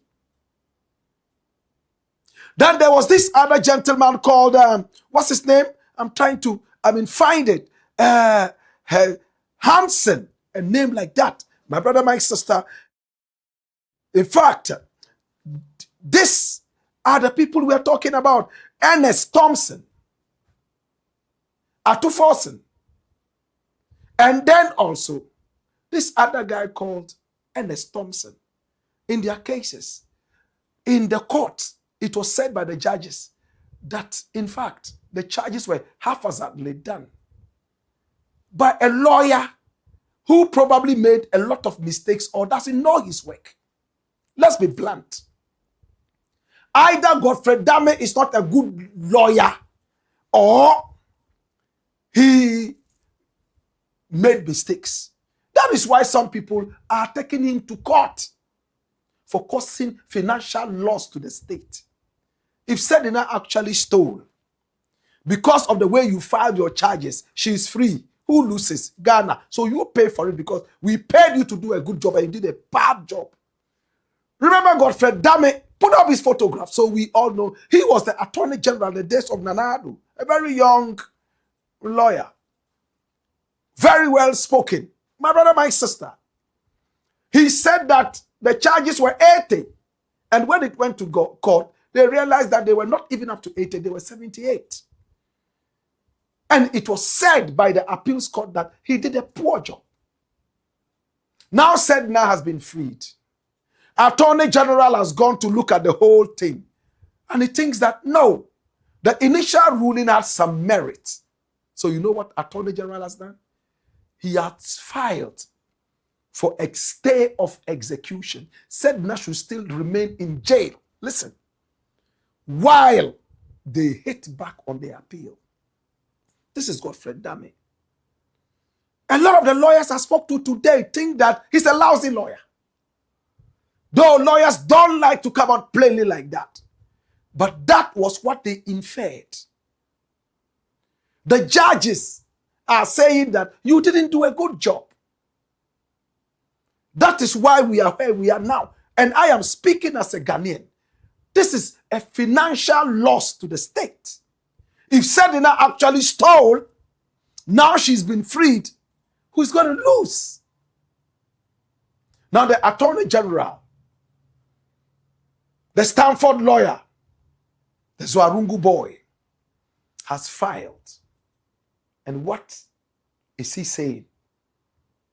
My brother, my sister, he's gone to court. Attorney General to appeal against Court of Appeals acquittal and discharge of SEDINA Tamakloe, and he has actually filed. Attorney General heads to Supreme Court. That's the last court. To appeal Court of Appeal decision, which acquitted and discharged ex-Maslock boss, SEDINA Tamakloe. So Attorney General is there. And we have the document right here we want to show you. That's it. That's it. And look at the date, 30th July That was when? Yesterday, correct? Now, in the Supreme Court of Judicature, in the Supreme Court, Accra, AD 2026, Republic versus Christine SEDINA TAMAKLOE Acquittal, that's the respondent. Now, take notice that the Republic, being dissatisfied with the decision of the Court of Appeal contained in the judgment of the Court of Appeal sitting on 30th July, same day, hereby give you a notice of an appeal against the said decision to the Supreme Court on the grounds stated in paragraph 2. On the grounds stated in paragraph 2. Now, one part of the decision complained the whole decision. 2, grounds of appeal. The judgment of the Court of Appeal is not supported by the evidence on record. B, the Court of Appeal erred when it held that the conviction of the respondent was not supported by the evidence on record. C, the judgment has occasioned a substantial miscarriage of justice. D, additional grounds may be filed upon receipt of the record. Did you hear that? Attorney General is following it and is going to even add more charges against this woman. Now, 3, particulars of proceeding in court. Yes, date of judgment 30th July 2026. Court from whose decision the appeal is made is the Court of Appeal. My brother, my sister, this is what the Attorney General has filed.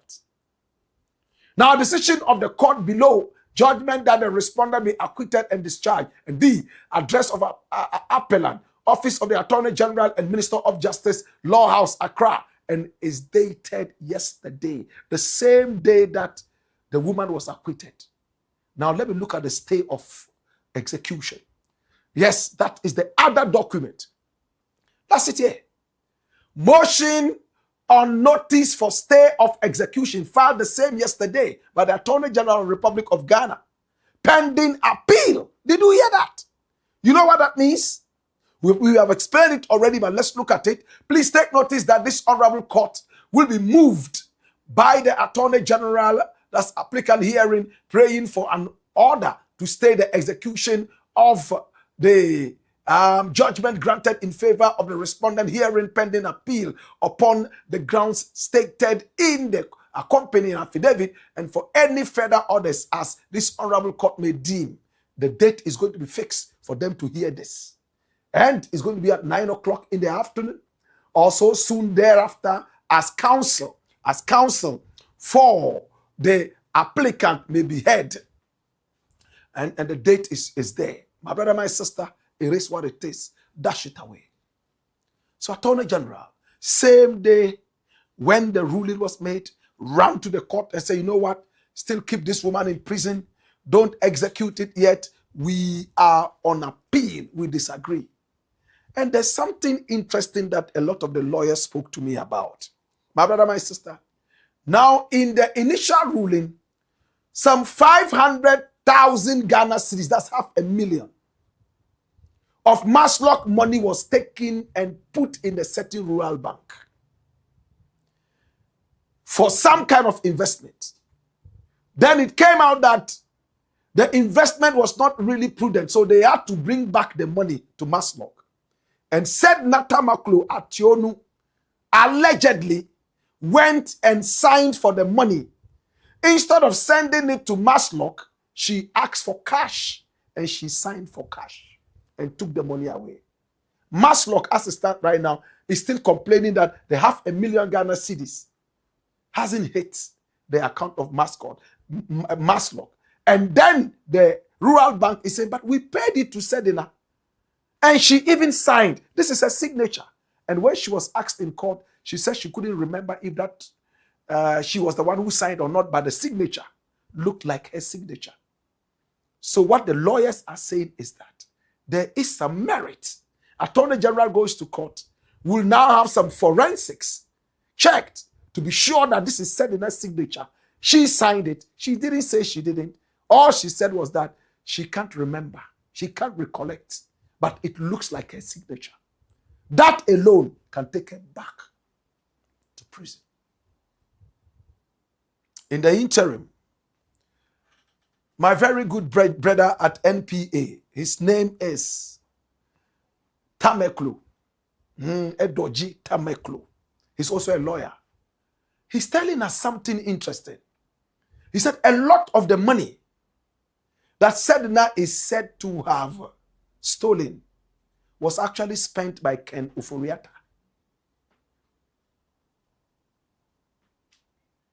This is not Tamakloe. My brother, my sister.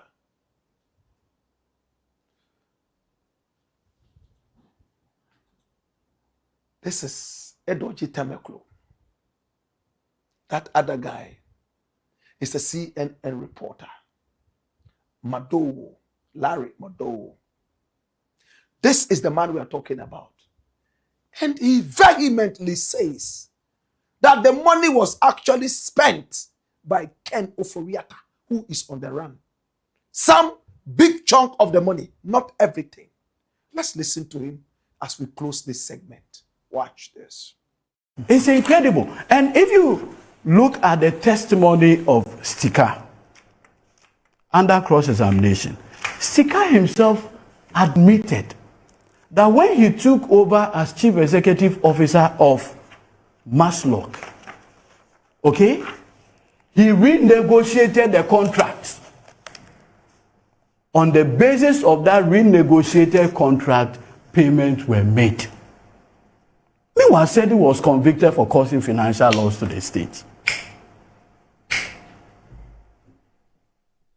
You know, I know that as a political party like the NPP, at least you want to show that you were serious in government. I mean, that's fine. Curiously, it was under the NPP administration that the entire value for the buses were paid. And Stika, who was the first prosecution witness, when he came before the court, admitted this. So what was the basis for the conviction then? And that is what most of these MPP guys, they don't even know that the payment was authorized by Mr. Ken OFORI-ATTA with a warrant. So as we speak, SEDI is in a Sawan prison for payments authorized and done by Mr. Ken OFORI-ATTA.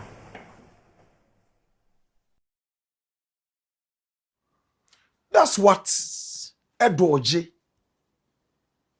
Tamakloe, he's the boss of the NPA. That's what he says. OFORI-ATTA supervised over the spending and spent. But SEDINA went to jail partly because of this money that was spent by Ken OFORI-ATTA. My brother, my sister, there is still overwhelming evidence against SEDINA. The Attorney General is upset that this is happening, but it happens in human institutions. So he has filed an appeal immediately. Ghanaians have spoken. Politicians have spoken. What are you saying? How about the NPP? Are they also speaking? The NPP. You know the foolish things some NPP people are saying? And it's sad. They say, oh, if you are freed SEDINA, then free Chairman Wontumi. 1-1. You have freed your thief. Now free our own thief. So we the youth, and when I say we the youth, I'm talking about us in the ghetto. Where do we stand? They are freeing their own thieves, allegedly, as said by the NPP. How about us? Our thieves are still in prison. Our thieves are still in Sawam. They are those who are there. But their thieves, the politicians, are not there. So we are always the sacrifice. This allegedly is coming from the New Patriotic Party. And it says, the acquittal and discharge of SEDINA TAMAKLOE ACQUITTAL, a travesty of justice and further evidence of a politicized justice system. Now the NPP has learned with utter shock and dismay of the decision of the Court of Appeal today, Thursday, the 30th of July 2026, to acquit and discharge Madam SEDINA Tamakloe Acquittal, the former Chief Executive Officer of the Microfinance and Small Loan Center, MASLOC, who was convicted by the High Court in April 2024 on multiple counts of stealing, causing financial loss to the state, money laundering, and breaches of the Public Procurement Act, and sentenced to 10 years imprisonment. Let the facts speak for themselves. Madam Tamakloe Acquittal was tried by a competent court of jurisdiction over a period of 5 years. The trial court, after a painstaking examination of the evidence, found that her conduct as CEO of MASLOC between 2013 and 2016 occasioned a loss of almost 90 million Ghana cedis to the Ghanaian taxpayer. She fled the jurisdiction while on trial, was convicted in absentia, and had to be extradited from the U.S. at a great cost and effort, only to arrive in Ghana on 9th June 2026. Barely 7 weeks later, she walks free. Indeed, anyone who has carefully read the judgment of Her Ladyship Justice Efia Sewa Asariboche convicting Madam Tamakloe Acquittal will appreciate the sheer weight of evidence that was available to the court and which led to the conviction. Now, the judgment meticulously details, count after count, the fraudulent disbursements, the unaccounted for funds, including monies meant for loan beneficiaries and for victims of the Kantamanto market disaster, as well as the deliberate schemes by which the resources of MASLOC were diverted. That a conviction anchored on such an abundance of evidence could be overturned in this manner defies logic, law, and common sense. And they say the NPP is development in freedom. That shoot away. I would say development in thievery. Better still, distraction in thievery. We have seen 8 years of nonsensical, irresponsible behavior. I don't want to see this party again. I'm tired and fed up. I don't know what this party can do to appease me and trillions of people in Ghana. Trillions. And that's a hyperbole. My brother, my sister, that's what the NPP say. That the first judge did well. Now the appeals court is saying, we are not saying there's not any crime over there, but who committed it is what we are looking for. Let us work with the Attorney General, push the Attorney General, and make sure the Attorney General stands with the people of Ghana.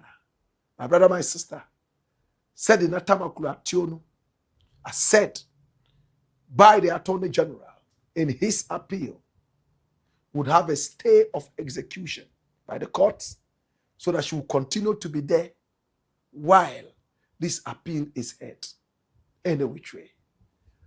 It's all about Ghana. It's all about Africa. It's all about our people. I don't like it when politicians play chess with us. I get so emotionally angry. And you should be angry too. Anyone who does not work in inurement to the development of this nation must be dealt with. It's the Black Pot, aka Kukushodemo, where we speak truth to power. When we return, we have more. Hey ya! Hey you! Kai! Wayo!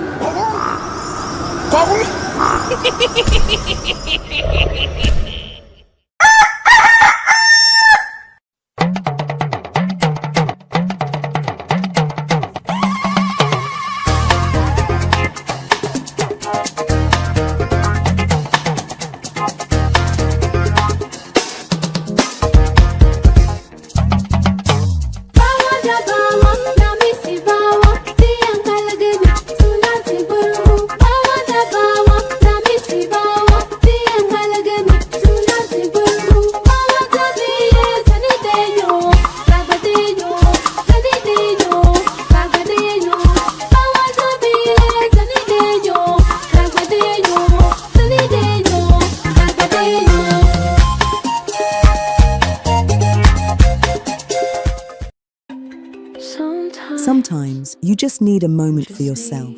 a moment to slow down, feel the water, and let the day fade. Tesori is more than just a shower. It's a moment of pure calm, smooth, creamy, and relaxing. With forest therapy, Persian Dream, Royal Oud, Thalassotherapy, Ikigai, Fior di Loto, and Karma, all in convenient 500ml bottles. There's a Tesori scent to fit every mood, every moment, every kind of you. Feel the lather on your skin. Breathe in the aroma. Let stress melt away and just enjoy the calm. You don't just feel clean. You feel refreshed, confident, and yourself. Tesori d'Oriente. Luxury is a feeling. For bulk purchases, contact Daddy Ash Limited on 0244 772599. Tesori d'Oriente.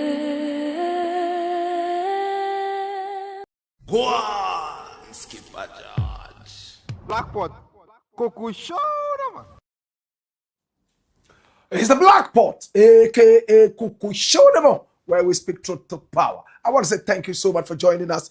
We appreciate you and we love you. This is the headquarters of the truth. Remember, this is the home of exclusives. Please share the broadcast. Please like the broadcast. Please subscribe to the channel. Please hit on the notification bell so that each time we are on, you will be reminded to watch. This is where all the action is. It's the Blackpot, aka Kukushodamo, where we speak truth to power. Story number 4. Watch this. Former Black Stars legend mad at JJ Rawlings for destroying national team. Oi. Hey. My brother, my sister. Now the Black Stars of Ghana used to win a lot of laurels. We all remember in 1982 when the Black Stars went all the way to Libya.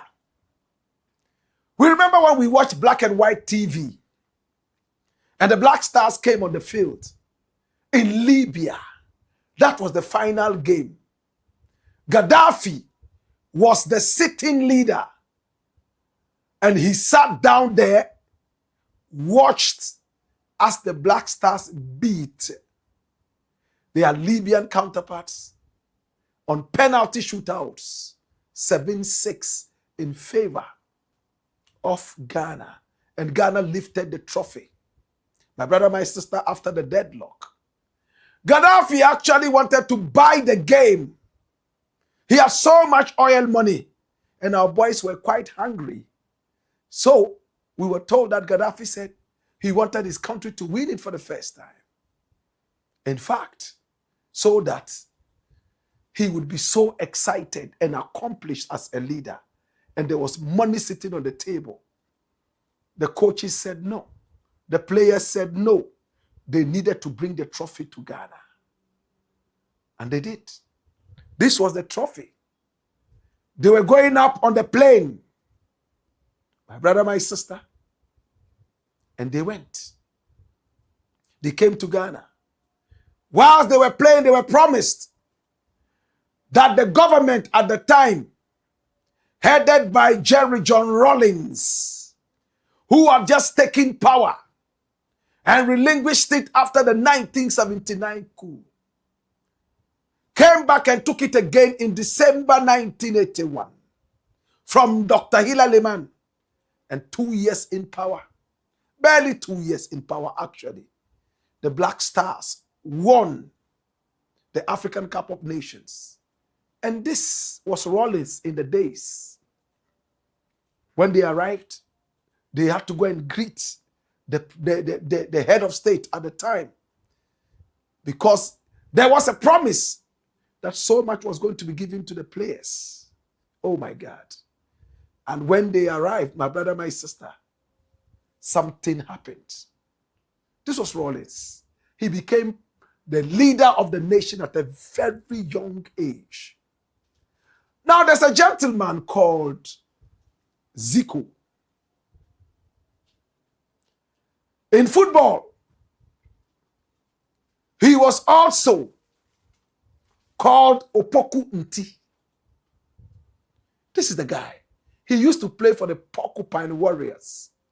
In those days, we also called him Beye. Am I correct? Beye. Short. Bam. Uye Beye Achibono. Opokunti. He was called Tafuziku. My brother, my sister, he was a key player. I grew up watching him as a little boy doing his own thing. This is Zico. To those of you who might not know Zico, Tafu Zico, my brother, my sister, come here. Run the doors here.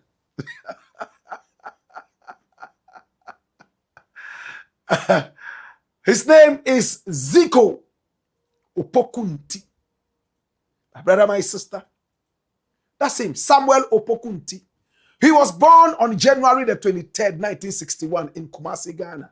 He's widely recognized as Ghana's premier football forward of the early to mid-1980s, serving as the nation's talisman just before the international emergence of Abedi Pele. So Abedi Pele was the little boy who came to actually get a lot of attention, just like Opokunti. Beye. Opokunti grew up in the Ashanti region, starting his senior career in 1980 with the hometown club, Asante Kotoko, his own hometown club. He played for the Porcupine Warriors from 1980 to 1985. He helped them secure 4 Ghana Premier League titles, 1980, 81, 82, 83, 4 years on the trot. Beye. Now, his crowning moment came in 1983, African Cup of Champions Clubs final, where he scored a decisive goal against Egypt's El Ahly to secure the trophy. Oh my God. He scored a decisive goal. Thanks to his masterclass performances, the African Sport Writers Association named him the best African player in the same year, 1983. Best African player. Following his dominance in Africa, Lord Zico transitions to European football in 1985, spending nearly a decade playing in Switzerland. He was one of our earliest international football players. He played for Servette FC from 1985 to 1986 and scored 4 goals in 17 league matches. Then he played for FC Arau. FC Arau between 1986 and 1989. He continued his forward duties in the Swiss top flight, and then FC Baden and FC Glarus between 89 and 92. He wrapped up his overseas playing days in the lower Swiss divisions before retiring in 1982, right there from Switzerland. This is Lord Zico. Opokunti earned 45 caps and scored 12 goals for the Ghana Black Stars between 1981 and 1982. And, yes, 1992, 1981 and 1992, I beg your pardon. In 1982, this is why we are here today. At the AFCON Champions, he was a key figure in the squad that lifted the Continental Trophy in Libya. Did you hear that? In 1992, they got the AFCON silver. He took home a silver medal in 1982. Though, 1992, I beg your pardon, though his limited playing time during the tournament sparked major selection controversies back home. This is Lord Zico. Lord Zico.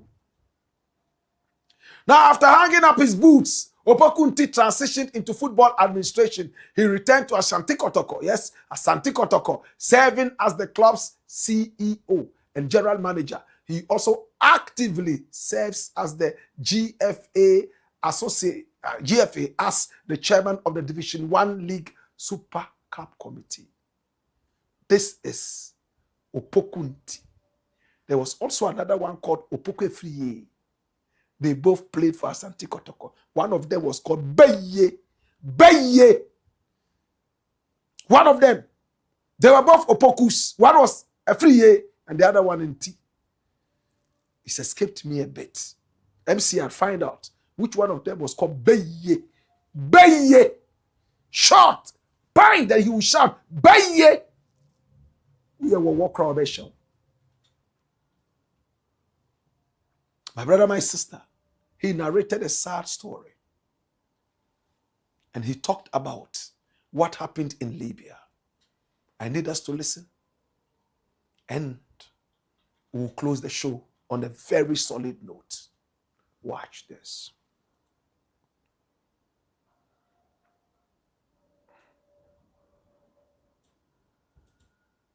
Before the finals, we were there. Then the late CK Jemfi, who is a technical. No, he's a technical. He was a part of the coaching structures, and he came and said, "This is a message from our head of state," and he said it reads like this: "If you qualify, if you win this cup,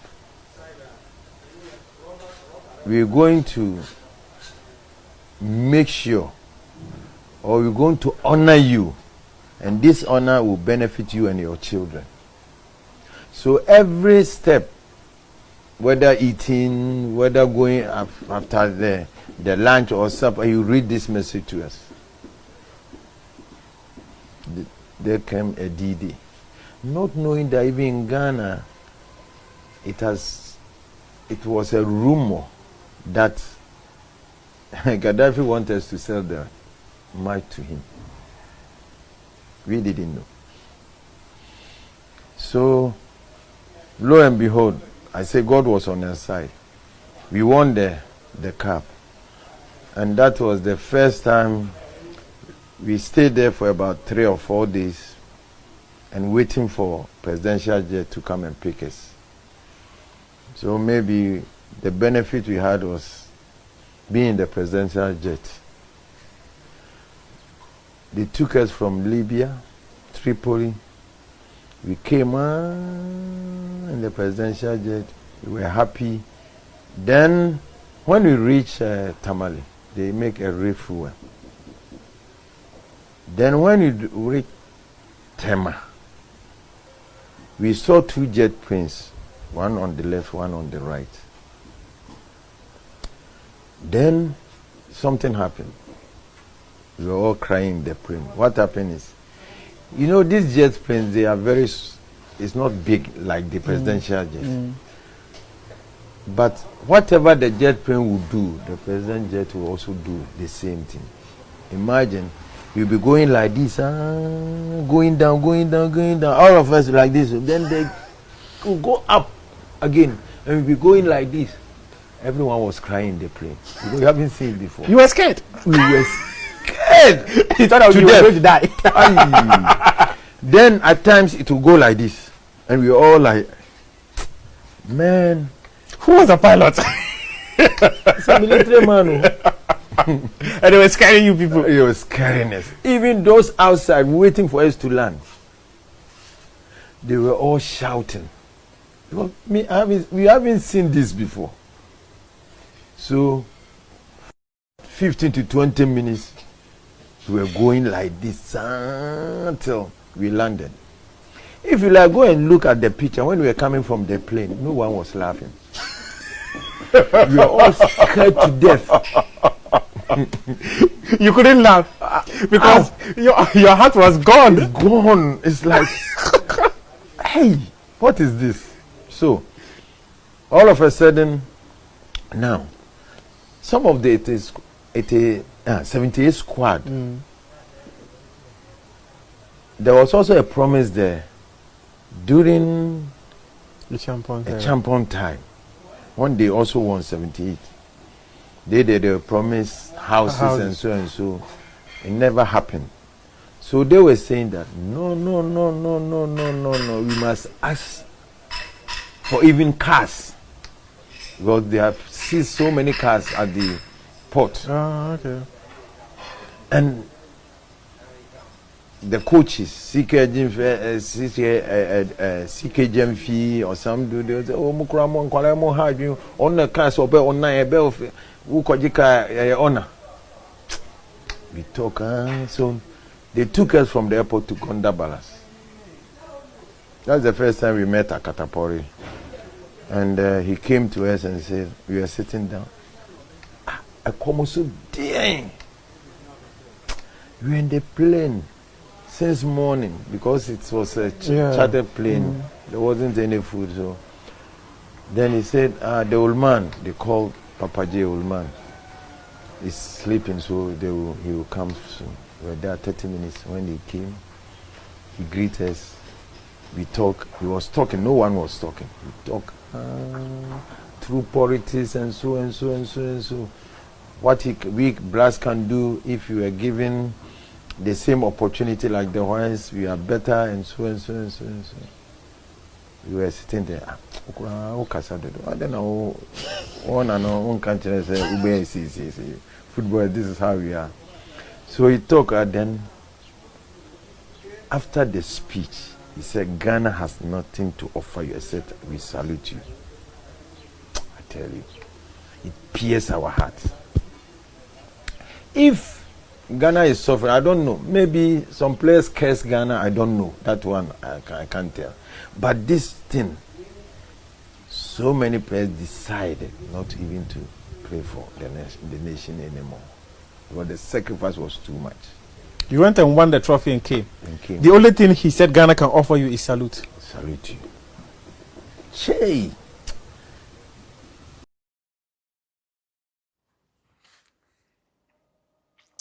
Our reward sem. It's sad. They went to play, they rejected Gaddafi's money. They sat in the private jet, chartered plane, flew all the way down. And this is Golden Boy Abdul Razak, right there on the right, yes, the far right there. And then the man in the middle is the man we are talking about, right? No, he's the one on the far left, yes. And his name, my brother, my sister, is Opokunti. The other one called Opokwe Friye, he died a few years back. This one, Opokwe Friye. Opokwe Friye, yes, this one. Born in 1955. And then he died in 2020. He was called Beye, former Black Stars, Kotoko and House of Oak player. Also a former team manager for Kotoko and the Black Stars. And he died during the COVID in 2020, some 6 years ago. Beye! Beye!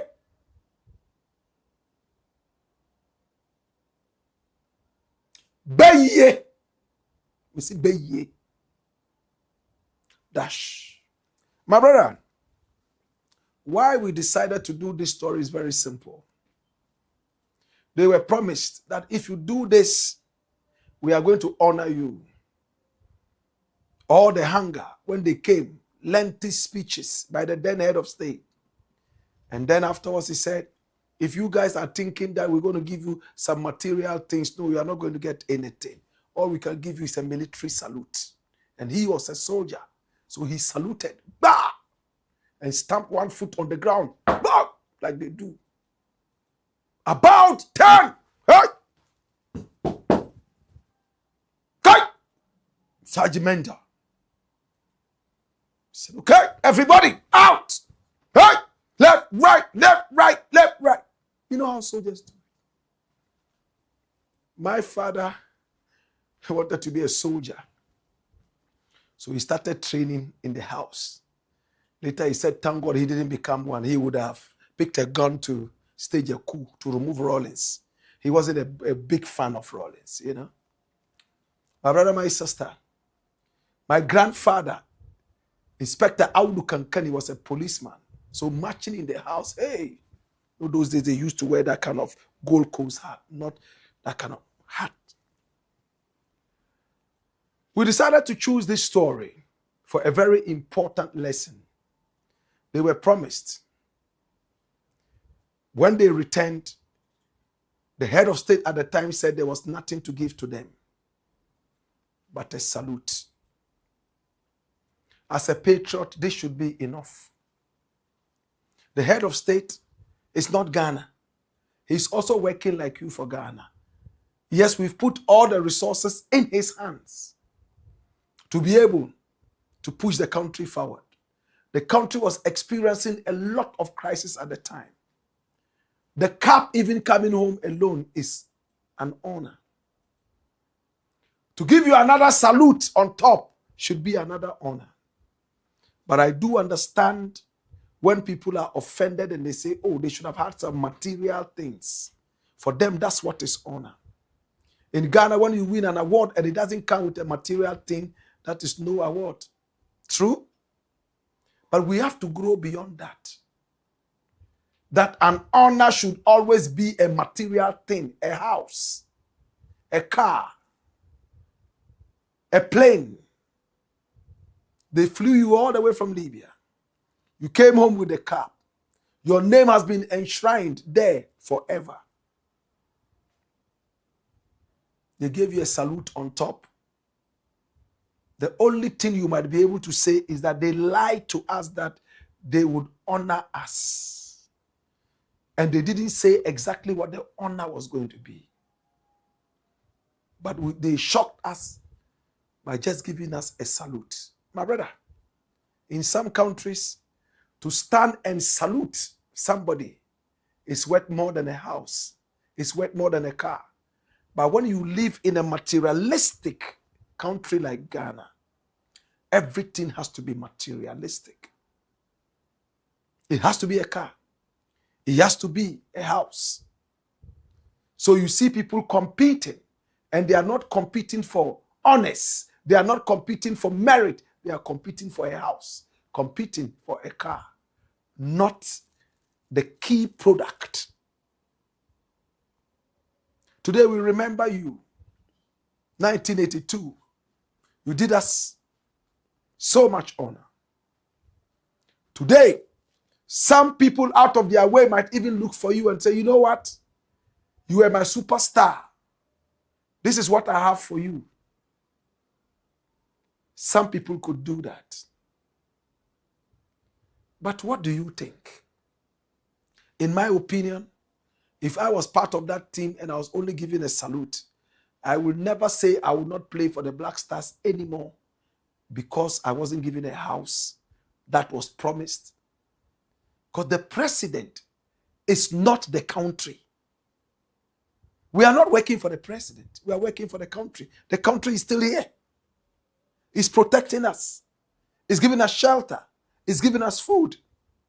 This is what we should be working for. That is why I stopped going for all those awards years back. If you are awarding me, it must be meritorious. I don't have to vote to get an award. I don't need it. Okay? In the days, we didn't reach that level of consciousness. So we're happy about awards. Fans vote, go and get it. But my brother, when you become consciously patriotic, you understand that you are working for posterity, not for toys like cars and houses. There are some people who still think like that. If it's not a house or a car, then it's not a reward. It's not an honor. Well, we can help them. But patriotism is about the nation, not about material things. It's for generations yet to come. When Brazil Pele was playing for his country, he was playing for the honor of the land, not for material things. See where he reached after. I know that in our country, we don't normally honor our heroes. A country where honor is all about material things. To even decorate them in medals and make sure that they are put on some national kind of, how's it called, project. You pay your hospital bills. You make sure that your children go to school for free to a certain age and all that. Today we have free SHS. It's all because of these sacrifices that you all have made. Yes, you didn't get a house, but your children and grandchildren are now inheriting a better Ghana because of the work we did. The house that we didn't get, today our children are building story buildings. They are buying other things. It's because of what sacrifice we made. Honor should not be reduced to material things. That's all we are saying. It's the black pot. AKA Kukushodemo. And here we speak truth to power. Story number 5.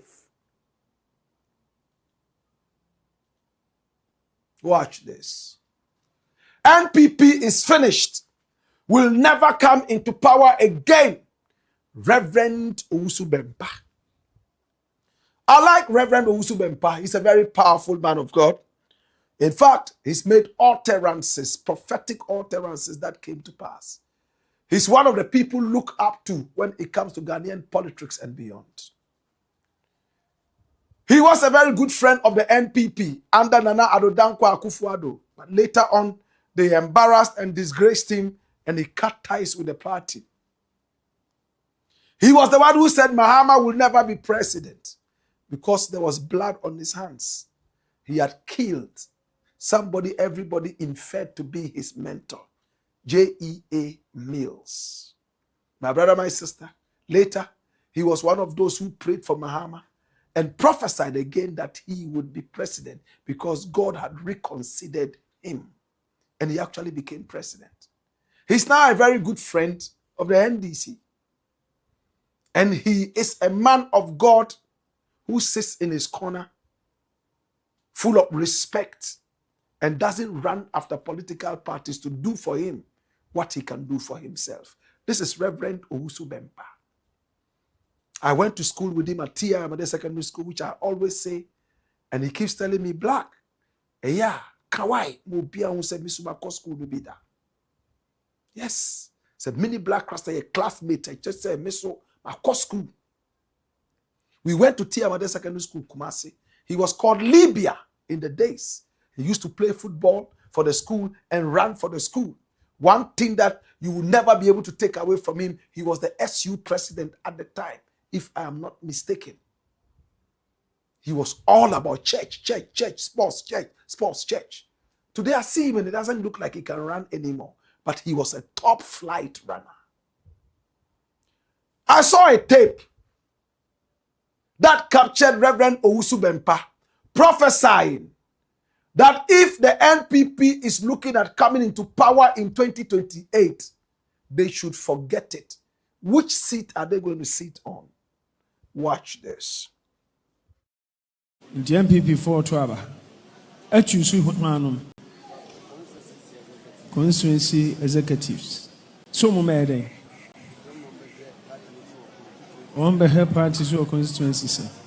For the so many baby in the election 2028 and one far battle on to baby now akonya be no better so ana oma ayo makonya ho ya mesre mashada na mayedi ade omudi ya me no ade a meye NPP for o de ese nyina te Ghana ha o be kwa muni mi on me ka mu fi se media agro mo de mu nshada nim me papa osofo em said abre osofo em said abre Ghana for no bebre take me serious ana eti me ka sema ya o mu take me serious osofo em say no mo fa me nsem say a joke no mama nkrofo be didi matem hey o mo chemi yanko mo ko me pane akume ewrade o mbe kwa o pa mo date nto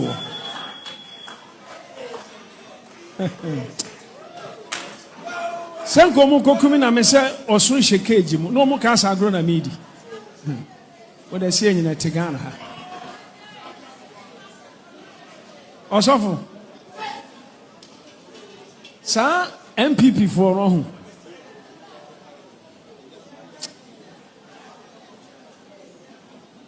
Osofo am say me kasa omo fa no say ana me di agora na.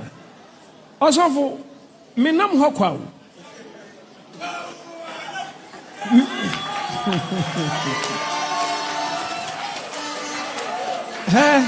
Adofo no ma me kan se me nkyerem.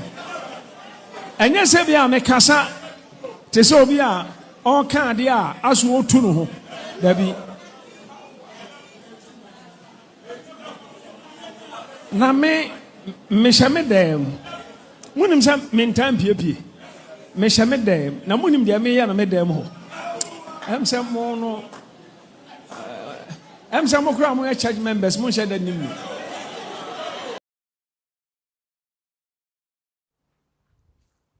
Reverend Isaac OWUSU BEMPAH. He likes me so very much. Sometimes I'm at home and he calls me, "Hey Blakk." Sometimes say, "Rasta now eh." Beji wa de bia wo me ho. Abedi mi ho wate. Wa de bia abedi mi ho. Beji. Bejintem. Blakk, where are you? Hurry up. Come and take your thing. Something that belongs to you has come to be with me. It's in my possession. I get to the church and everybody knows me in that church. They know that this is the classmate, the only classmate of Reverend Isaac OWUSU BEMPAH. So they open the gate. And when I see him, I say, "Libya!" I say, "Hey, dear." He said the NPP is finished. He said they would not come into power. They would fight and fight. And he said, write down the date. They have just started fighting. They haven't done anything yet. They will fight and the party is done. Me, I am at home. I don't normally come out. Do you know what I do in my room? It looks like you church members do not even know that I don't walk alone. I walk armed with the Spirit. He says, these NPP people are funny. Which power?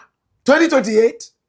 Which seat are they going to sit on? Or are they going to create their own seat? They are going to fight and fight. What they did to me, the heavens are still not happy. They arrested me and wanted to inject and kill me. But God saved me. They will see what I will do to them. They will never forget. They have gone to beg him. Baumia has gone to bow before him. He has anointed Baumia over and over. The moment Baumia leaves, he brings another prophecy. They are finished. Nothing would happen. If the words of Reverend OWUSU BEMPAH are anything to go by, my brother, my sister, then the NPP would be in opposition for a very long time. In his own words, the elephant is in the cage at the zoo. And it looks like he's the only one with the key that can free that elephant. In fact, in this time, you don't even need to be a prophet. What MAHAMA is doing is so solid. They couldn't do it. OFORI-ATTA has run away. Small boy Atuforsen has been able to achieve what the old over-experienced finance person, data banker couldn't do. To Reverend Isaac OWUSU BEMPAH, the more you talk, the more you kill the NPP. I want you to keep talking. Keep talking so that this party will be in opposition for 6 million years. Dash is the blackboard, aka Kukushonemo. And here we speak truth to power. Story number 6.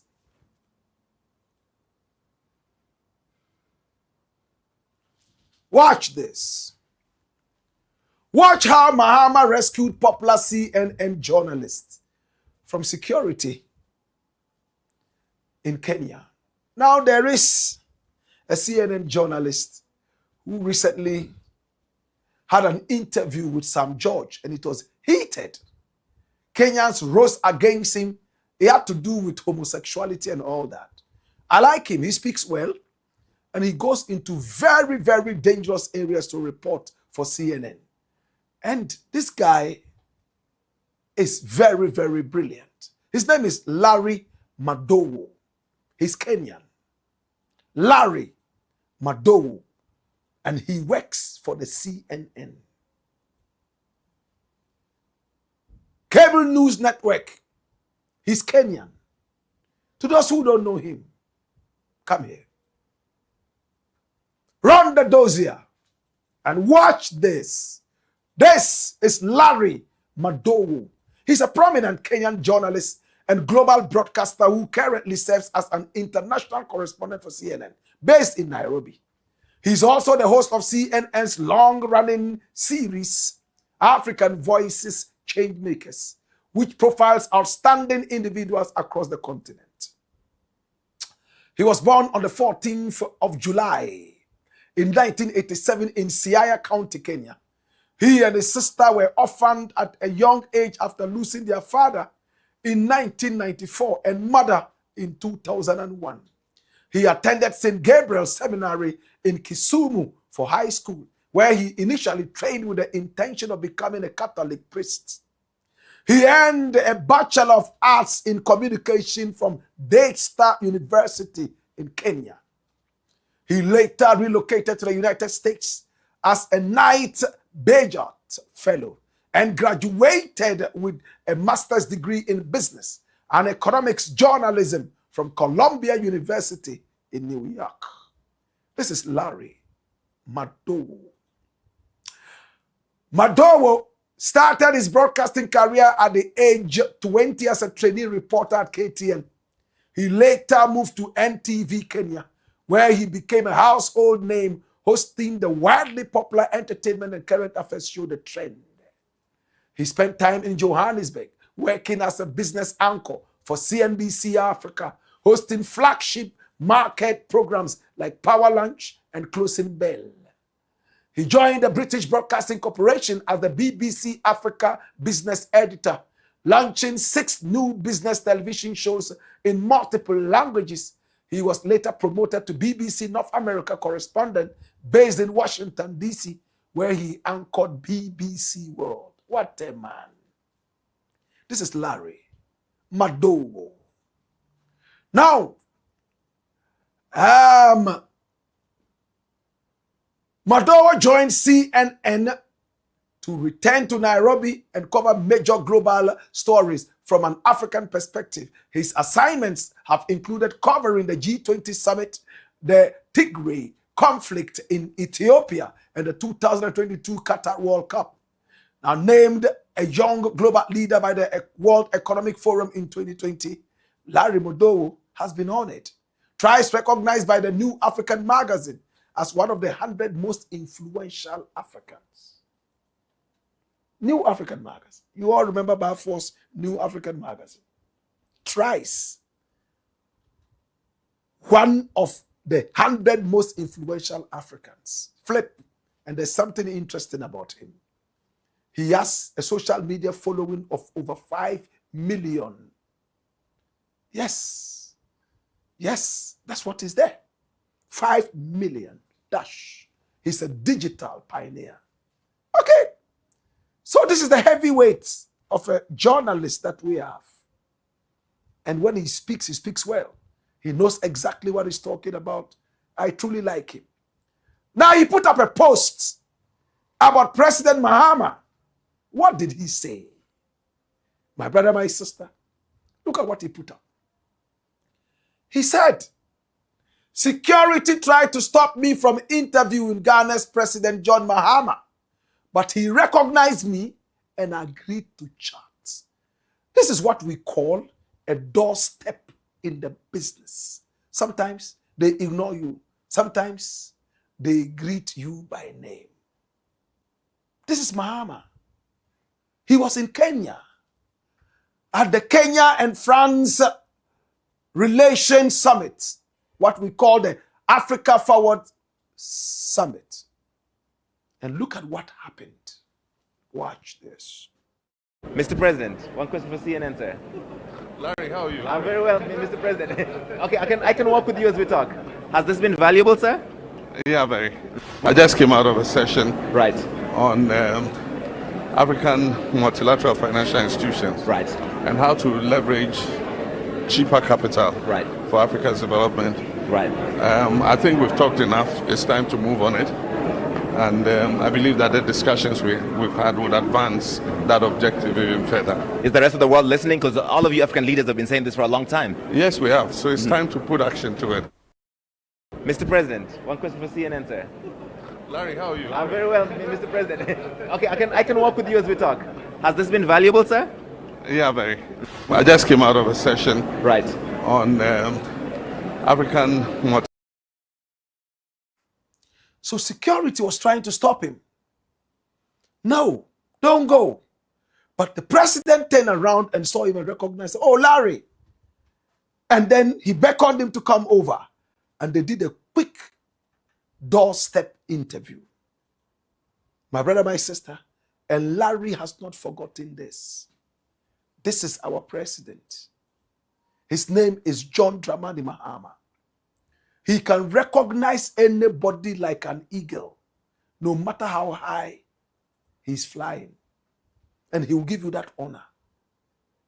He recognized Kennedy Japan far away at an airport. He walked several long distances to get to him, to tap him on the shoulder. Say, hey, Ken, now okay. And Kennedy Japan has always mentioned it in interviews. Mahama was tired. It was supposed to be a lunch break, whatever it was right there in Kenya. Security was tight. And remember, Kenya is one of the countries that has Al-Shabaab, doing some things. Remember, that was the same country where a Ghanaian poet and a literally giant died. We don't want to remind you of that through this kind of terrorist attacks. So the security is tight. At the end of the day, my brother, my sister, Mahama just said, oh, Larry. And he walked over to him. Larry was excited that he recognized him. This is a president. He's recognized you. That is solid. My brother, my sister, maybe you have to pray for that favor. And when you pray, you work very hard as well, so that your work will speak for you. Is the Blakk Pot, aka Kukushodemo. And here we speak truth to power. When we return, we have a final story. Hey ya! Hey you! Kai! Wayo!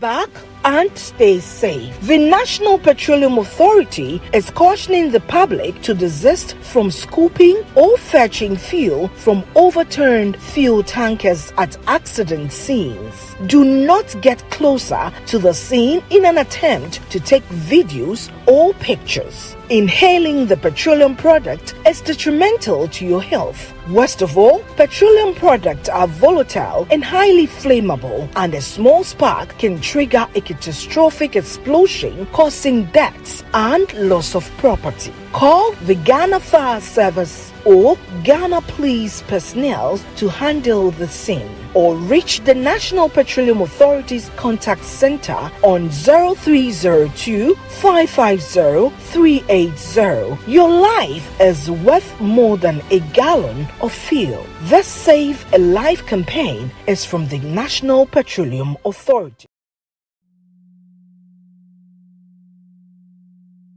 built and new opportunities are opening up. And if you're African or part of the African diaspora, you really don't want to sit this one out, because this could be one of the greatest opportunities for our generation. And before you say, I don't know anything about technology, that's okay. Everyone can learn. Even if you're starting with no background in AI, you could be in the medical field, the financial field, a student, anything or anyone, you don't, or just basically somebody looking for new direction.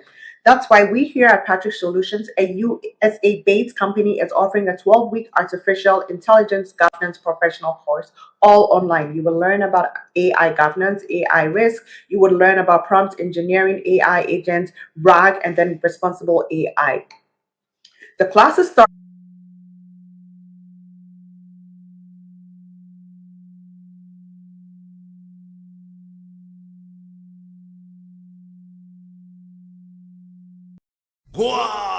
Skipper George. Blackpot. Kuku show them. It's the Black Pot, aka Kuku Show, where we speak truth to power. At this point, I want to say thank you so much to our sponsors. Now turn every single shower into a royal experience with Tesori Doriente. Thank you so much to Millennium Insurance. Not every insurance is an assurance. Some of it is actually expired plaster. That will ultimately be that disaster. Okay? Thanks so much to NPA. Stay back. Stay safe. And of course, thanks so much to Patriot Solution. Yes, that is your answer to financial freedom. Oh my God. This is the Black Pot, aka Kukushonemo, where we speak truth to power. Please subscribe to the channel and hit on the notification bell so that each time we are on, you will be reminded to watch. Final story. Story number 7. Watch this. What Nigerian actress Angela Nwosu said about Ghana that shocked Naija. Hey, you know, Nigerians and Ghanaians have that symbiotic relationship. Sometimes some people think that it is rancorous or bitter, but it is not. Nigerians love Ghanaians. Ghanaians love Nigerians. Nigerians admire Ghanaians and Ghanaians admire Nigerians. But when it comes to football rivalry, we do it the best. My brother, my sister, that is why we are two powerful nations. We love each other. Now, there is an actress in Nigeria. She is also a blogger. In fact, a content creator. The ever beautiful Angela Nwosu. Yes. She is also called the digital. This is the person we are talking about. The digital Obanje. Digitalized. This is her. How many of us know her? Run a dossier. Come here. Run that dossier. And watch this. Angela Nwosu, widely known as Digital Obanje, is a prominent Nigerian social media influencer, lifestyle content creator, actress, entrepreneur, and practical spiritualist. She has garnered millions of followers across West Africa due to her outspoken personality, unconventional spiritual beliefs, and philanthropic ventures. This is the woman we are talking about. Can I tell you more? Let me take you into her upbringing. She was born on the 20th of April, 1988. And she comes all the way from Anambra State, Nigeria. And when we are mentioning Anambra, we remember the armed robber called Anini. Forgive me if I don't remember other very, intriguing things. But I remember Anini, Sunday Osumbo, and more. She was born in Minna, in Niger State, and raised primarily in Lagos, Nigeria. She began a public career in Nollywood, appearing in Nigerian movies such as Omambala and Faking It. Angela transitioned into a massive social media presence via her primary channels, including her verified Angela Nwosu Facebook account. She refers to a highly dedicated fan base as the Angie Nation. Now she openly identifies as a practical spiritualist and queen of positivity. She sells and promotes customized spiritual products such as oils, crystals, and spices intended to bring luck and solve life problems. She married in September 2019 to Nnaemeka Soundmind Austin, a successful Nigerian filmmaker, business director, and Nollywood producer. She frequently goes viral for publicly expressing intense adoration for her husband, famously calling him her God on earth and stating that true love is the only way to keep a relationship healthy. The couple shares 2 children, including their eldest daughter, Aria Austin. Yes, and she and her family operate out of both Nigeria and the United Arab Emirates, UAE. This is what I'm talking about. She's a spiritualist, and the husband is a filmmaker. They love each other. And they are so close to each other, never separating, just like Bob Marley and Ganja.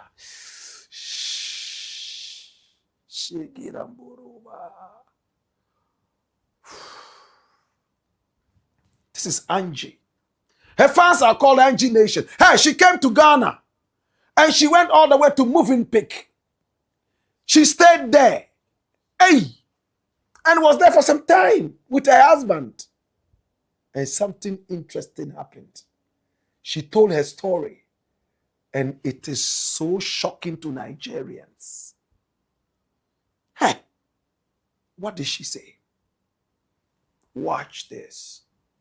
Even Ghanaians that are living in the UK, the same thing.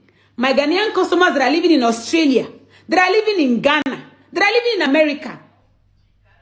No problem. If there's any delay, I just, hey, Sarah, I'm so sorry, please. I know you should have gotten your product by now. Please, there was a delay. You will not get it more than, it will not be more than Tuesday. Mama, please don't be angry. And don't worry yourself. I'm waiting. I trust you. Don't worry. Take you. Hey, Ghanaians. Please, I beg. And he said it and he explained it. He said it that everywhere he has gone to, we've been to Ghana multiple times. We went to Ghana. We stayed in Kempinski in Accra. Kempinski Hotel. Right? We had a boy, one young guy that we met. We don't even know this guy. We just met him in the hotel. And I was telling my husband, you want to send this boy on an errand? He might be a scammer. My husband said, he is Ghanaian. Don't worry yourself. My husband, he said he's Ghanaian. He's a local. We will send him. Somebody we don't know. We just met. He said he knew us. That he's our fan. And my husband, he said, if you have any, you are in Ghana. If you need any help, if you need to run an errand, please, I am here. He's looking for a job, doesn't have a job yet. My husband took a risk and gave this guy, I don't know how to call money because of TikTok. Go to ShopRite in Accra. They call it Accra Mall. Go to Accra Mall. Buy us this, buy us this and that, buy us. This guy went and bought it. We were so scared. Checking. He came. Pressed the bell because we gave him our room number. Pressed the bell to our hotel room. They first called us. That's so Frank is downstairs at the reception. My husband said, I told you he would come back. I told you we are in Ghana. He will come back. I swear to God. This guy, even when he's late, he will come back. He was coming every day. Every time, anywhere we want to go to, he will take us. We spent 2 weeks in Ghana. And this particular Frank, this Ghanaian boy, he made our life easy. We gave him a lot of money. My husband even gave him some of his clothes. Some of his clothes, some of his shoes, my husband gave to him. And my husband gave him one very expensive perfume and say, anytime you spray this perfume, you remember me, sound mind. This guy did not run away. Hey! The one that now scattered our head was when we wanted to change money. We wanted to change dollar to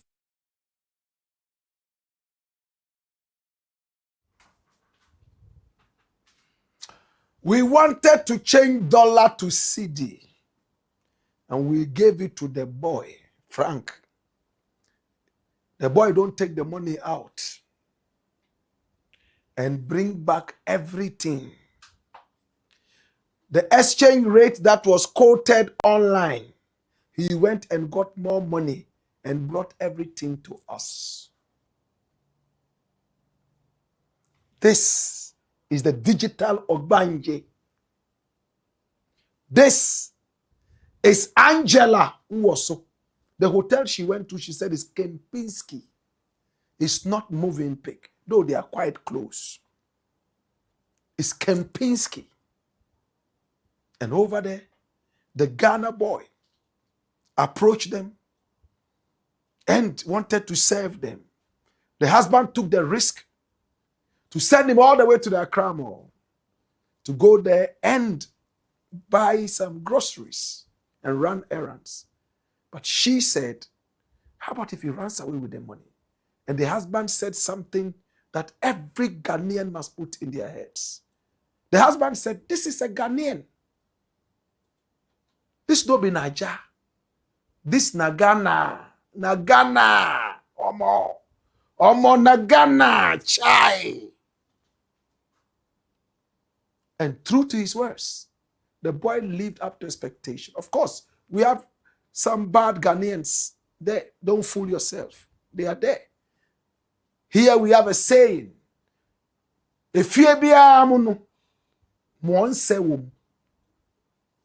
That means in every house, there is at least one bad nut. I remember when I went to Nigeria to visit my godfather, Raskimono. I had a laptop with me.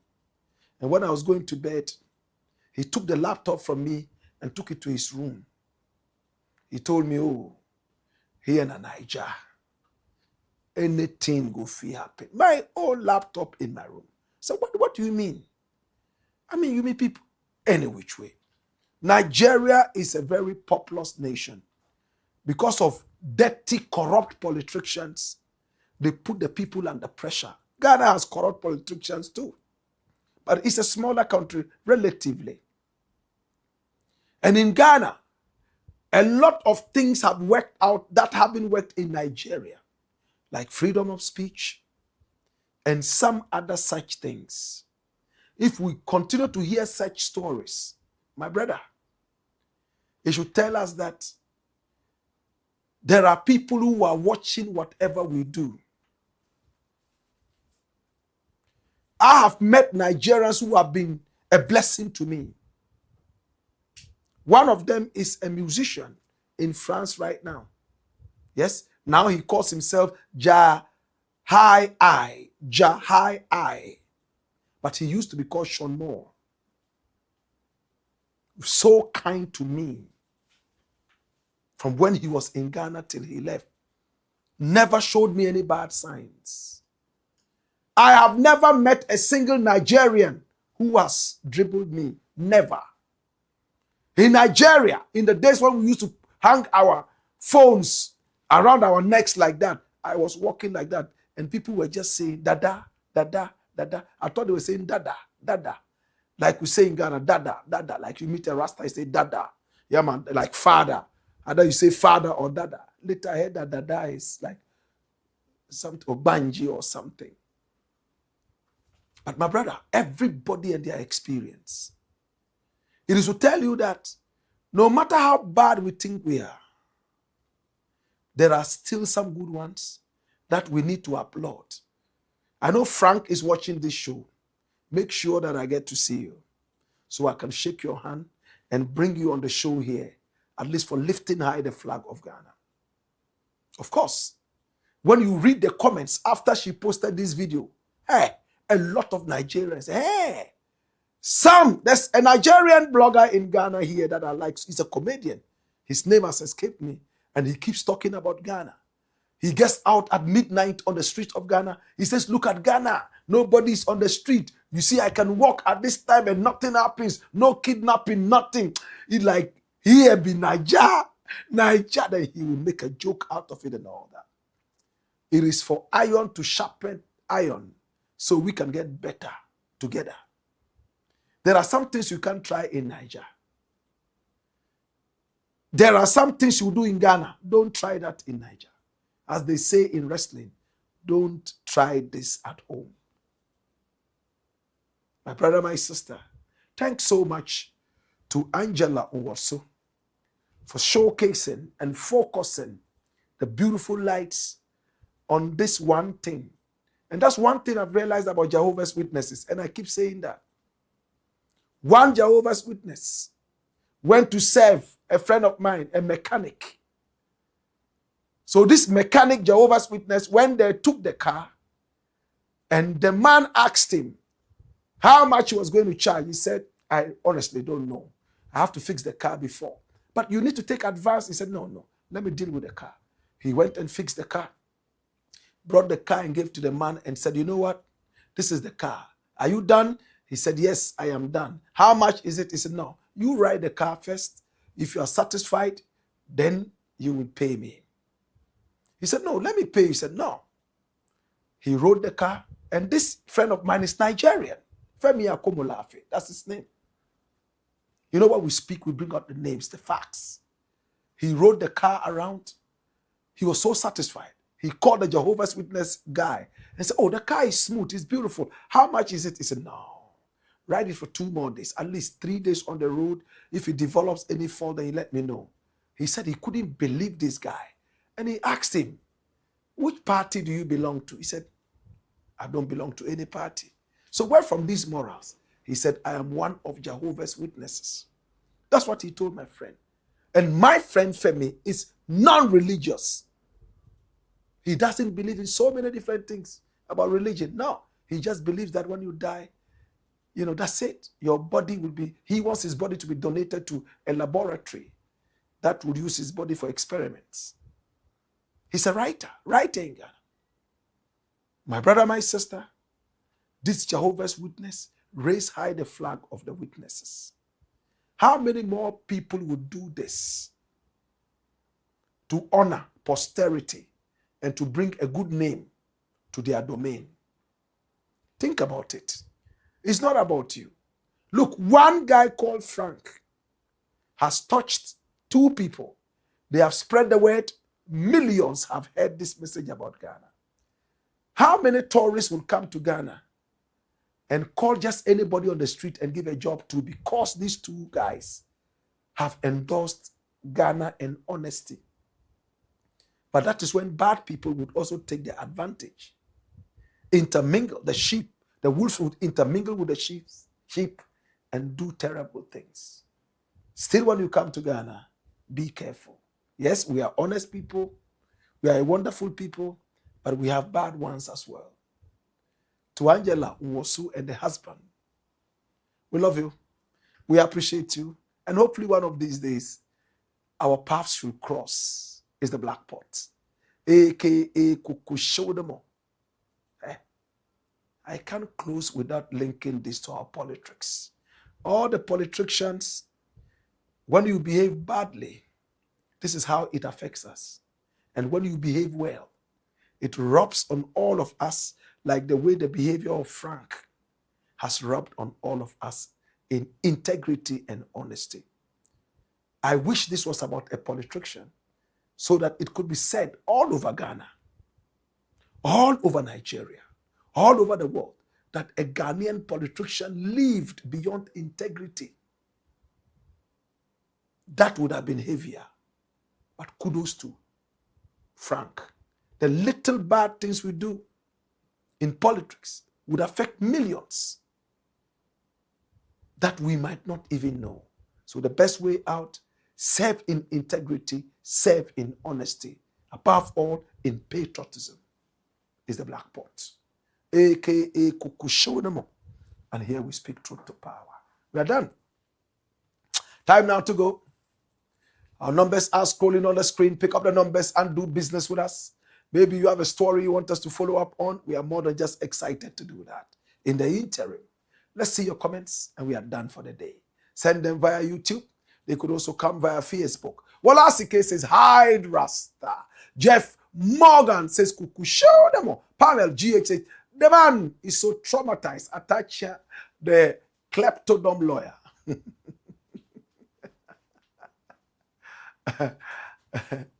Pamela, You have to pay me for using my word. Come and pay me, okay? Anyway, when Atacha comes for you, don't tell him that you heard this word from me. I beg you. Aye. Kwajofi Agbe says, Blakk, things are now getting clearer in SEDINA Tamakloe jail issues. Godfrey Dame and the state attorneys then failed to prove beyond reasonable doubts of the guilt of the woman. Oh yes. My only problem, which defied comprehension, is why SEDINA Tamakloe Acquittal ran away from here. Yes, so they should look at all this. She didn't believe in the system to protect her. Now she's running back to the same system for protection. So the court should look at this as well. And she should also answer for jumping bail. All these things are things that we have to look at. That's it. Okay?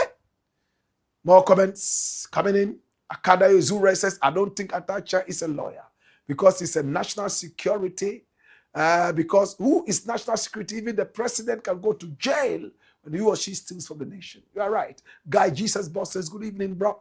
Rasta man, why MPP party people are so jealous of President Mahama? We want to know, because President Mahama knows more than them.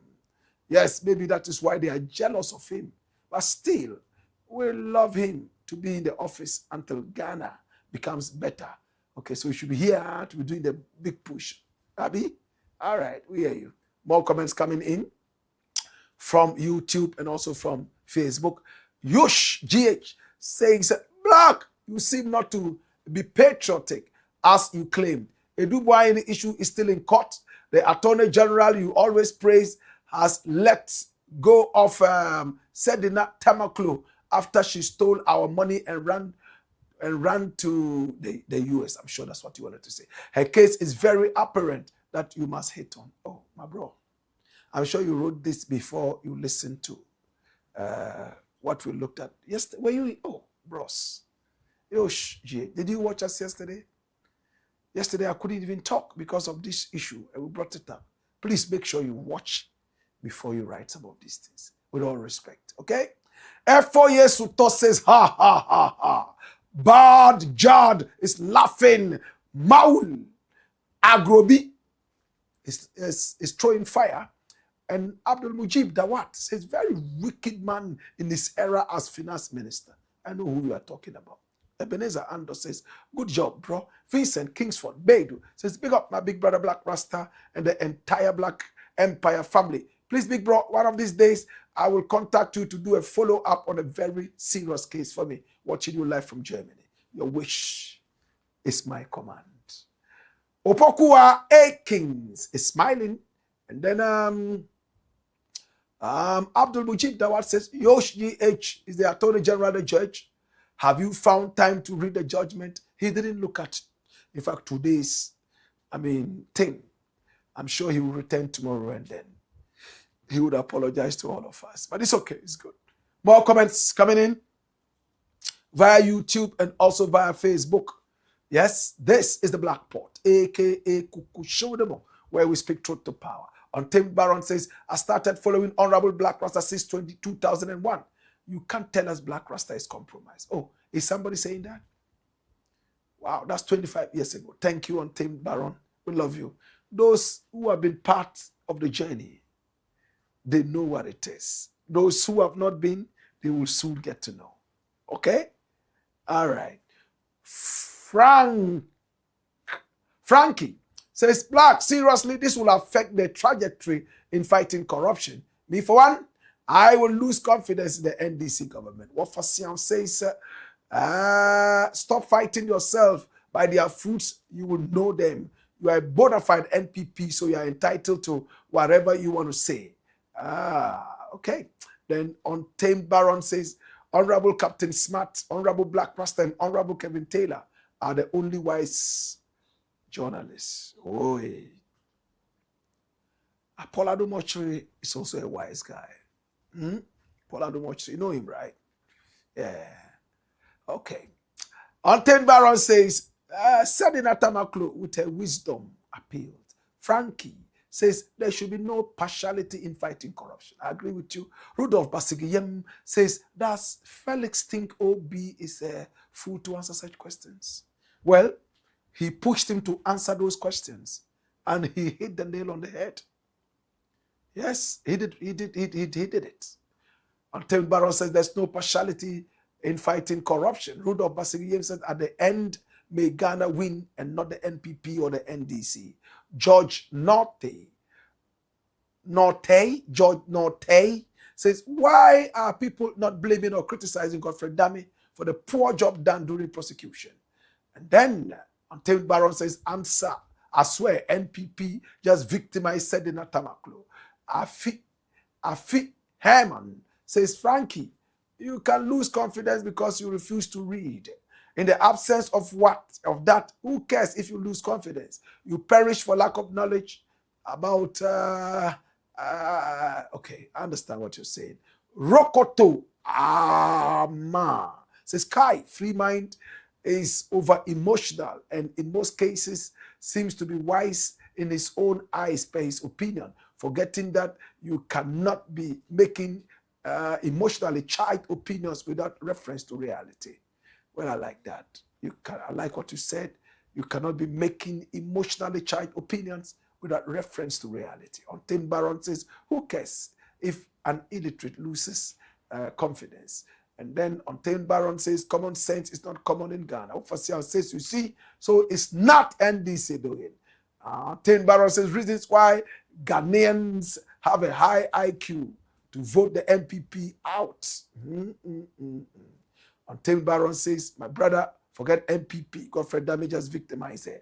Afi Herman says, you low-minded humans who put your destiny into the hands of chance are the losers because you refuse to read, learn and update your weak, feeble minds, always waiting for handouts. Wafasial says, in Sawam, there are so many innocent people there. So that is very true.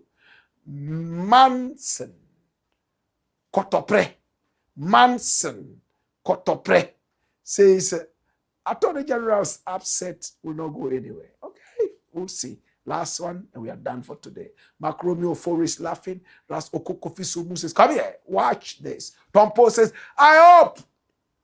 I told you that MPP and NDC, they are all the same criminals. They think that Ghana is their own private property.